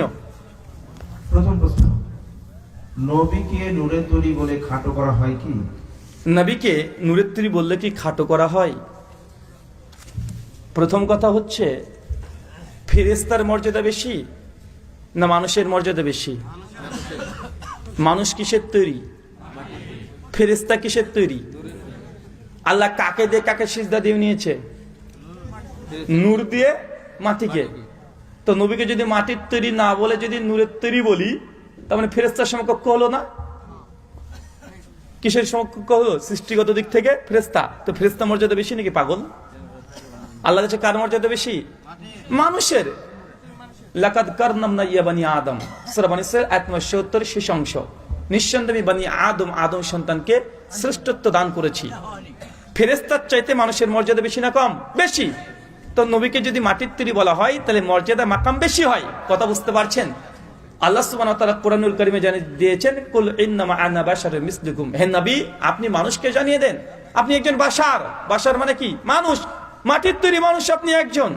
সূরা কাহাফ আয়াত নম্বর 110, সূরা বনী ইসরাঈল আয়াত নম্বর 93-94, সূরা হামিম সাজদা আয়াত নম্বর 6 এবং 7, তিনটে আয়াতে আল্লাহ সুবহানাহু ওয়া তাআলা এই কথা জানিয়ে দিয়েছেন। নবীজি নূরের তৈরি না মাটির তৈরি? এটা একটা জবর সমস্যা। তাই মনে রাখবেন, আল্লাহ সুবহানাহু ওয়া তাআলা কোরআনে নবীকে নূর বলেছে। কি বলেছে বলেন তো চাচা? কোরআনের সূরা মাইদার 15 নম্বর আয়াত খুলে দেখেন। আল্লাহ বলছেন, কদ জাআকুম মিনাল্লাহি নূর ওয়া কিতাবুন মুবিন। হে মানুষ, আমি তোমাদের মধ্যে একটা কিতাবুল মুবিন মানে এই কিতাবটাকে পাঠিয়েছি এবং সঙ্গে সঙ্গে একটা নূর পাঠিয়েছি। এই নূর মানে কি? ইবনু কাসির রাহিমাহুল্লাহ সূরা মাইদার 15 নম্বর আয়াতের ব্যাখ্যা করতে গিয়ে বলছেন, এই নূর ইয়ানি মুহাম্মদ সাল্লাল্লাহু আলাইহি ওয়াসাল্লাম। তার মানে বোঝা গেল নবীকে আল্লাহ কোরআনে কি বলেছেন? নূর বলেছেন। এখন নবীকে তো নূর বলেছে, কিন্তু নূরের তৈরি বলেনি। কথা বুঝতে পারলেন? কোরআন খুলেন, সূরা নূহের 15 নম্বর আয়াতে চাঁদকে নূর বলেছে। কাকে? চাঁদকে নূর বলেছে। যদি কোরআন কারীম খুলেন সূরা মাইদা আয়াত 45, 46 এবং 67, আল্লাহ তাওরাত, জাবর, ইনজিলকে নূর বলেছে। এখন বলেন তো, তাওরাত, জাবর, ইনজিল এই আসমানি গ্রন্থ কি নূরের তৈরি? হ্যাঁ। সহিহ মুসলিম 850 নম্বর হাদিস, আল্লাহ নবী বলছেন, সালাতুন নূর, নামাজ হচ্ছে নূর। নামাজ কি? নূর। তো নামাজ কি নূরের তৈরি? ভাই, কোন জিনিসকে নূর বলা মানে নূরের তৈরি নয়। কথা বুঝতে পারলেন? নূর বলা মানে নূরের তৈরি নয়। এটা যে সিফাত, এটা বৈশিষ্ট্য। যেন আলী বিন আবি তালেবকে বলে শেরে খোদা, আল্লাহর বাঘ। তার মানে কি বাঘ ছিলেন তিনি? না, তার বৈশিষ্ট্য বুঝিয়েছে। বাংলাদেশকে বলে আমার সোনার বাংলা, আমি তোমায় ভালোবাসি। বাংলাদেশকে বলে সোনার বাংলা। তো বাংলাদেশ কি সোনা দিয়ে তৈরি নাকি? এটা কি? এটা মহাত্মা। বৈশিষ্ট্য বর্ণনা করতে গিয়ে কথা বলা হয়েছে। এটা সৃষ্টিগত নয়, এটাকে বলা হয় অ্যাট্রিবিউটস তথা বৈশিষ্ট্য, সিফাত, বিশেষণ। তো নবী তিনি সৃষ্টিগত নূর নয়, তিনি বৈশিষ্ট্যগত নূর। কোরআন সৃষ্টিগত নূর নয়, বৈশিষ্ট্যগত নূর। চাঁদ সৃষ্টিগত নূর নয়, বৈশিষ্ট্যগত নূর। ইসলাম সৃষ্টিগত নূর নয়, বৈশিষ্ট্যগত নূর। আল্লাহ কোরআনকে কেন নূর বলেছে? নূর মানে হচ্ছে আলো, জ্যোতি। কোরআন মানুষকে জান্নাতের রাস্তা দেখায়, এই জন্য কোরআনকে বলেছে নূর। চাঁদ রাত্রেবেলাতে মানুষকে আলো দেয়, চাঁদকে বলেছে নূর। নামাজ মানুষকে জান্নাতে নিয়ে যায়, তাদের নামাজকে বলেছে নূর। নবীকে আল্লাহ কোরআনে নূর বলেছে এই জন্য যে নবী মানুষকে জান্নাতে নিয়ে যাবে, এই জন্য নূর। কিন্তু বেটারা ঝামেলা করছে নবী নূরের তৈরি নিয়ে। কথা বুঝতে পারলেন না? শুকরান। মসজিদের মাইকে টিকা দেওয়া, মক্তবের ছাত্র ডাকা ও মৃত ব্যক্তি প্রচার করা যাবে কিনা? মসজিদ থেকে মৃত ব্যক্তির ঘোষণা, জুতো হারিয়ে গেছে তার ঘোষণা, মক্তবে পড়তে আসবে এই ঘোষণা করা যাবে কি যাবে না? সহিহ বুখারীর স্পষ্ট হাদিস বর্ণনা আছে, আল্লাহ নবী বলেছেন মসজিদ থেকে কোনো জিনিসের ঘোষণা দেওয়া নিষিদ্ধ। এমনকি আমি আপনাদের মসজিদে ঢুকেছি, আমার মোবাইলটা ভুল করে রেখে দিয়েছি, একটুবার মসজিদ থেকে বেরিয়ে এসেছি, এসে মনে পড়লো মোবাইল তো আমি ভুলে গেছি। এখন মসজিদে ঢুকে বলছি ভাই আমার মোবাইলটা রেখেছিলাম, কেউ দেখেছেন? কেউ দেখেছেন? আল্লাহ নবী বলছেন তখন মুসল্লিদেরকে বলতে হবে যে আল্লাহ রুহুল আমিন ভাইয়ের মোবাইল যেন না পাই। কথা বুঝতে পারলেন? এ নবী সুন্নাত, নবী বলতে বলেছেন যে না পাই। মসজিদ থেকে কোনো ঘোষণা চলবে না। শুধুমাত্র শাইখুল ইসলাম ইবনে তাইমিয়া রাহিমাহুল্লাহ বলেছেন তার মাজমুআল ফাতোয়ার মধ্যে দুটো ইনসিডেন্ট ঘটনা যদি ঘটে যায় সেক্ষেত্রে মসজিদ মাইক ব্যবহার করতে পারবে বা মসজিদ থেকে ঘোষণা দিতে পারবে। এক, বড় কোনো ঘটনা দেখা যাচ্ছে যে এলাকাতে চোর পড়েছে, ডাকাত পড়েছে, জঙ্গি সন্ত্রাসী আতঙ্কবাদী বেধর্মীরা এসে মুসলিমদের উপরে আক্রমণ করতে চলে এসেছে হঠাৎ করে, সেই মসজিদে যারা আছে তারা মানে জোরে মাইক দিয়ে কথা বলে মানুষকে জাগিয়ে দিতে পারে, মুসলিমদেরকে সতর্ক করে দিতে পারে, এই একটা ঘটনা। দুই, বড় মসজিদ, হাজার হাজার মানুষ হয় না, মসজিদুল হারাম 25 লাখ মানুষ আটে। কত লাখ? 25 লাখ। ওই জায়গাতে যদি কোনো মানুষ হারিয়ে যায়, কে হারিয়ে যায়? কোনো মানুষ, কোনো বাচ্চা হারিয়ে গেছে, ওই সময়তে মানুষ যদি হারিয়ে যায়, এত বড় মসজিদ যে বাচ্চাকে খুঁজে পাচ্ছেন না, সেক্ষেত্রে মসজিদের মাইক বা মসজিদ থেকে অ্যানাউন্স ঘোষণা করা যাবে। এ ব্যতীত আর ঘোষণা করা যাবে না। কার চটি হারিয়ে গেছে, মসজিদের মাইক বলে এই হাবলা আমার চটি ক্যাবলা নিয়ে চলে গেল, তাতে দিয়ে যা, এমন কথা বলে না। মসজিদ থেকে ঘোষণা দেওয়া যাবে না। প্রয়োজন হলে এলাকাতে কোনো ক্লাব ঘর আছে, মসজিদের বাইরে একটা মাইক লাগান, অ্যানাউন্স করার জন্য আলাদা মাইক ব্যবহার করেন। এত কিছু করতে পেরেছেন, একটা আলাদা জায়গা করেন না, করছেন না কেন? করবেন। যদি ঘোষণা করার প্রয়োজন হয় কবরস্থানে করে ফেলেন, আপনাদের এলাকাতে মসজিদের বাইরে করেন, একটা এই আশেপাশে একটা খুঁটি দিয়ে একটা মাইক করে দেন। ঘোষণাটা যদি এত জরুরত হয় মসজিদে করবেন কেন? এটা নবীর সুন্নাতের মানে খিলাফে সুন্নাত। এই খিলাফে সুন্নাত কাজ করলে নবীর সঙ্গী হওয়া যাবে না। শুকরান। সকল ফরজ কি সুন্নাত? সকল ফরজ কি সুন্নাত? হাদিসের ভাষায় কোনো কোনো সময়তে সুন্নাত শব্দ ব্যবহার করা হয় ফরজ ওয়াজিবের জন্য, কখনো কখনো সুন্নাত শব্দ ব্যবহার করা হয় মুস্তাহাব আমলের জন্য। যেমন ওই যে সহিহ বুখারী কিতাবুন নিকাহ ৫৬৩ নম্বর হাদিস, আল্লাহ নবী বলছেন আর নিকাহু মিনাস সুন্নাতি, বিয়ে করা আমার সুন্নাত। এই সুন্নাত মানে কি? সুন্নাত ফোকাদের দৃষ্টিতে সুন্নাত মানে কি? ওয়াজিব। বিয়ে করা কি? সমস্ত ফোকার একমত কি? ওয়াজিব। তো হাদিসের যেই ভাষাতে সুন্নাত ব্যবহার করা হয় ওটা সুন্নাতই নয়। যেমন কুরবানি প্রসঙ্গে এবং অনেক জায়গাতে আছে যে কুরবানিতে আল্লাহ নবী ডাইরেক্ট বলছে কুরবানি হচ্ছে নবী ইব্রাহিমের সুন্নাত। এই সুন্নাত অর্থ কি? যার সামর্থ্য আছে তার জন্য ওয়াজিব হয়ে যায়। কথা বুঝতে পারছেন? তো হাদিসের সুন্নাত কখনো তাগিদ অনুযায়ী কখনো সুন্নাত হতে পারে, কখনো ওয়াজিব হতে পারে, কখনো মুস্তাহাব হতে পারে। তাই সুন্নাত হাদিসে থাকলে আলাদা, আর যদি ফিকহ গ্রন্থে থাকে সুন্নাত তখন বুঝতে হবে এটা নবীর আমল। তাই কোন জায়গায় সুন্নাত লেখা আছে এটাকে দেখতে হবে। যদি হাদিসে থাকে তাহলে চিন্তা করতে হবে যেটা তাগিদ কেমন আছে। যে ফিকহ কিতাবে দেখে থাকে যে সুন্নাত, তার মানে বুঝে নিতে হবে ডাইরেক্ট এটা নবীর আমল। কথা বুঝতে পারলেন? তাই কোন গ্রন্থে আছে এটাকে বলতে হবে, নচেত সমাধান দেওয়া যাবে না। শুকরান। যে কালো জাদু থেকে রোগী মুক্তি করতে মানুষ যে জিনের সাহায্য নিয়ে থাকে সেটা কি জায়েজ? কালা জাদু বা ব্ল্যাক ম্যাজিক থেকে রক্ষা পাওয়ার জন্য মানুষ জিনের সহযোগিতা নেয়, এটা কি জায়েজ হবে না নাজায়েজ? প্রথম কথা মনে রাখবেন, জিনকে বশ করা কোনো মানুষের দ্বারা সম্ভব নয়। কি বললাম? জিনকে কোনো মানুষ বশ করতে পারবে না। আল্লাহ সুবহানাহু ওয়া তাআলা শুধুমাত্র নবী সুলাইমান আলাইহিস সালামকে জিনকে বশ করে দিয়েছিলেন। তাছাড়া কোনো উম্মত, কোনো মানুষকে এই ক্ষমতায় পাওয়ার নেই যে সে জিনকে নিজে নিজে বশ করতে পারবে। তবে হ্যাঁ, জিন যদি চায় কোনো মানুষের কাছে আসবে, সে চাই আসতে পারে, কিন্তু মানুষের কোনো আমল দিয়ে জিনকে বশ করতে পারবে না। অনেকে বলে না যে জিনকে বশ করেছে, জি না, জিনকে তোমাকে বশ করার জিন এসেছে আর বেশি জুনুন থেকে, মানে অদৃশ্য, আপনি তাকে দেখতে পাবেন না। জিন মানে কি? অদৃশ্য, যাকে দেখা যায় না, গায়েব। এটাকে বলা হয় আনসিন, যেটা আনসিন জগৎ, এটা জিন। তো মানুষের কোনো ক্ষমতা বা পাওয়ার নেই যে জিনকে বশ করবে। তবে হ্যাঁ, জিন যদি চাই আপনার কাছে আসবে, ধরা দিবে, ধরা দিতে পারে, এটা জিনের অধিকার আছে, আপনার নাই। 2 নম্বর বিষয়, কালা জাদু বা যে কোনো জাদু থেকে রক্ষা পাওয়ার জন্য জিনের সহযোগিতা নেওয়া। সে জিন যদি মুমিন হয়, কি বললাম, কথা বলেন, জিনের মধ্যেও ফাসেক, জিনের মধ্যে কাফের, জিনের মধ্যে মুমিন আছে, জিনের মধ্যেও কবর পূজারী, মাজার পূজারী ওদের মধ্যেও আছে। কারণ এই কোরআন মাজিদ অবতীর্ণ হয়েছে মানুষ এবং জিনের জন্য, এবং আল্লাহ সুবহানাহু ওয়া তাআলা ইবাদত করার জন্য সৃষ্টি করেছে মানুষ এবং জিন। সূরা যারিয়াত আয়াত 56, ওমা খালাকতু জিন্না ওয়া ইনসা ইল্লা লিয়াবুদুন। আমি মানুষ এবং জিনকে সৃষ্টি করেছি আমার ইবাদতের জন্য। তো মানুষের মধ্যে যেমন চোর, ডাকাত, জেনাখোর, ব্যভিচারী আছে, মাজার পূজারী, কবর পূজারী, মুমিন আছে, জিনদের মধ্যেও আছে। কথা বুঝতে পারলেন? তো কোনো মুমিন ব্যক্তি কাছে যদি মুমিন জিন আসে, সে যদি সহযোগিতা করে কোনো বদ জিনের মানে খারাপি থেকে বাঁচানোর জন্য, তখন জায়েজ হবে। কথা বুঝতে পারলেন? জিনের উপরে অত্যাচার করে, জিনকে জোর করে যদি আপনি কিছু করিয়ে নেন, তাহলে এটা জুলুম হবে। কি হবে? কথা বলেন, এটা জুলুম হবে। এই জন্য শেখুল ইসলাম ইবনে তাইমিয়া রাহিমাহুল্লাহ তিনিও আলোচনা করেছেন, জিনকে জোর করে যদি কোনো কিছু হাসিল করান, এটা তারপরে জুলুমের দায়ে আপনি গুনাহগার হবেন। জিন যদি স্বেচ্ছায় কোনো মুমিন জিন ভালো কল্যাণকর কাজ করতে চান, আপনি করাতে পারবেন। শুকরান, জাযাকাল্লাহু খায়রান।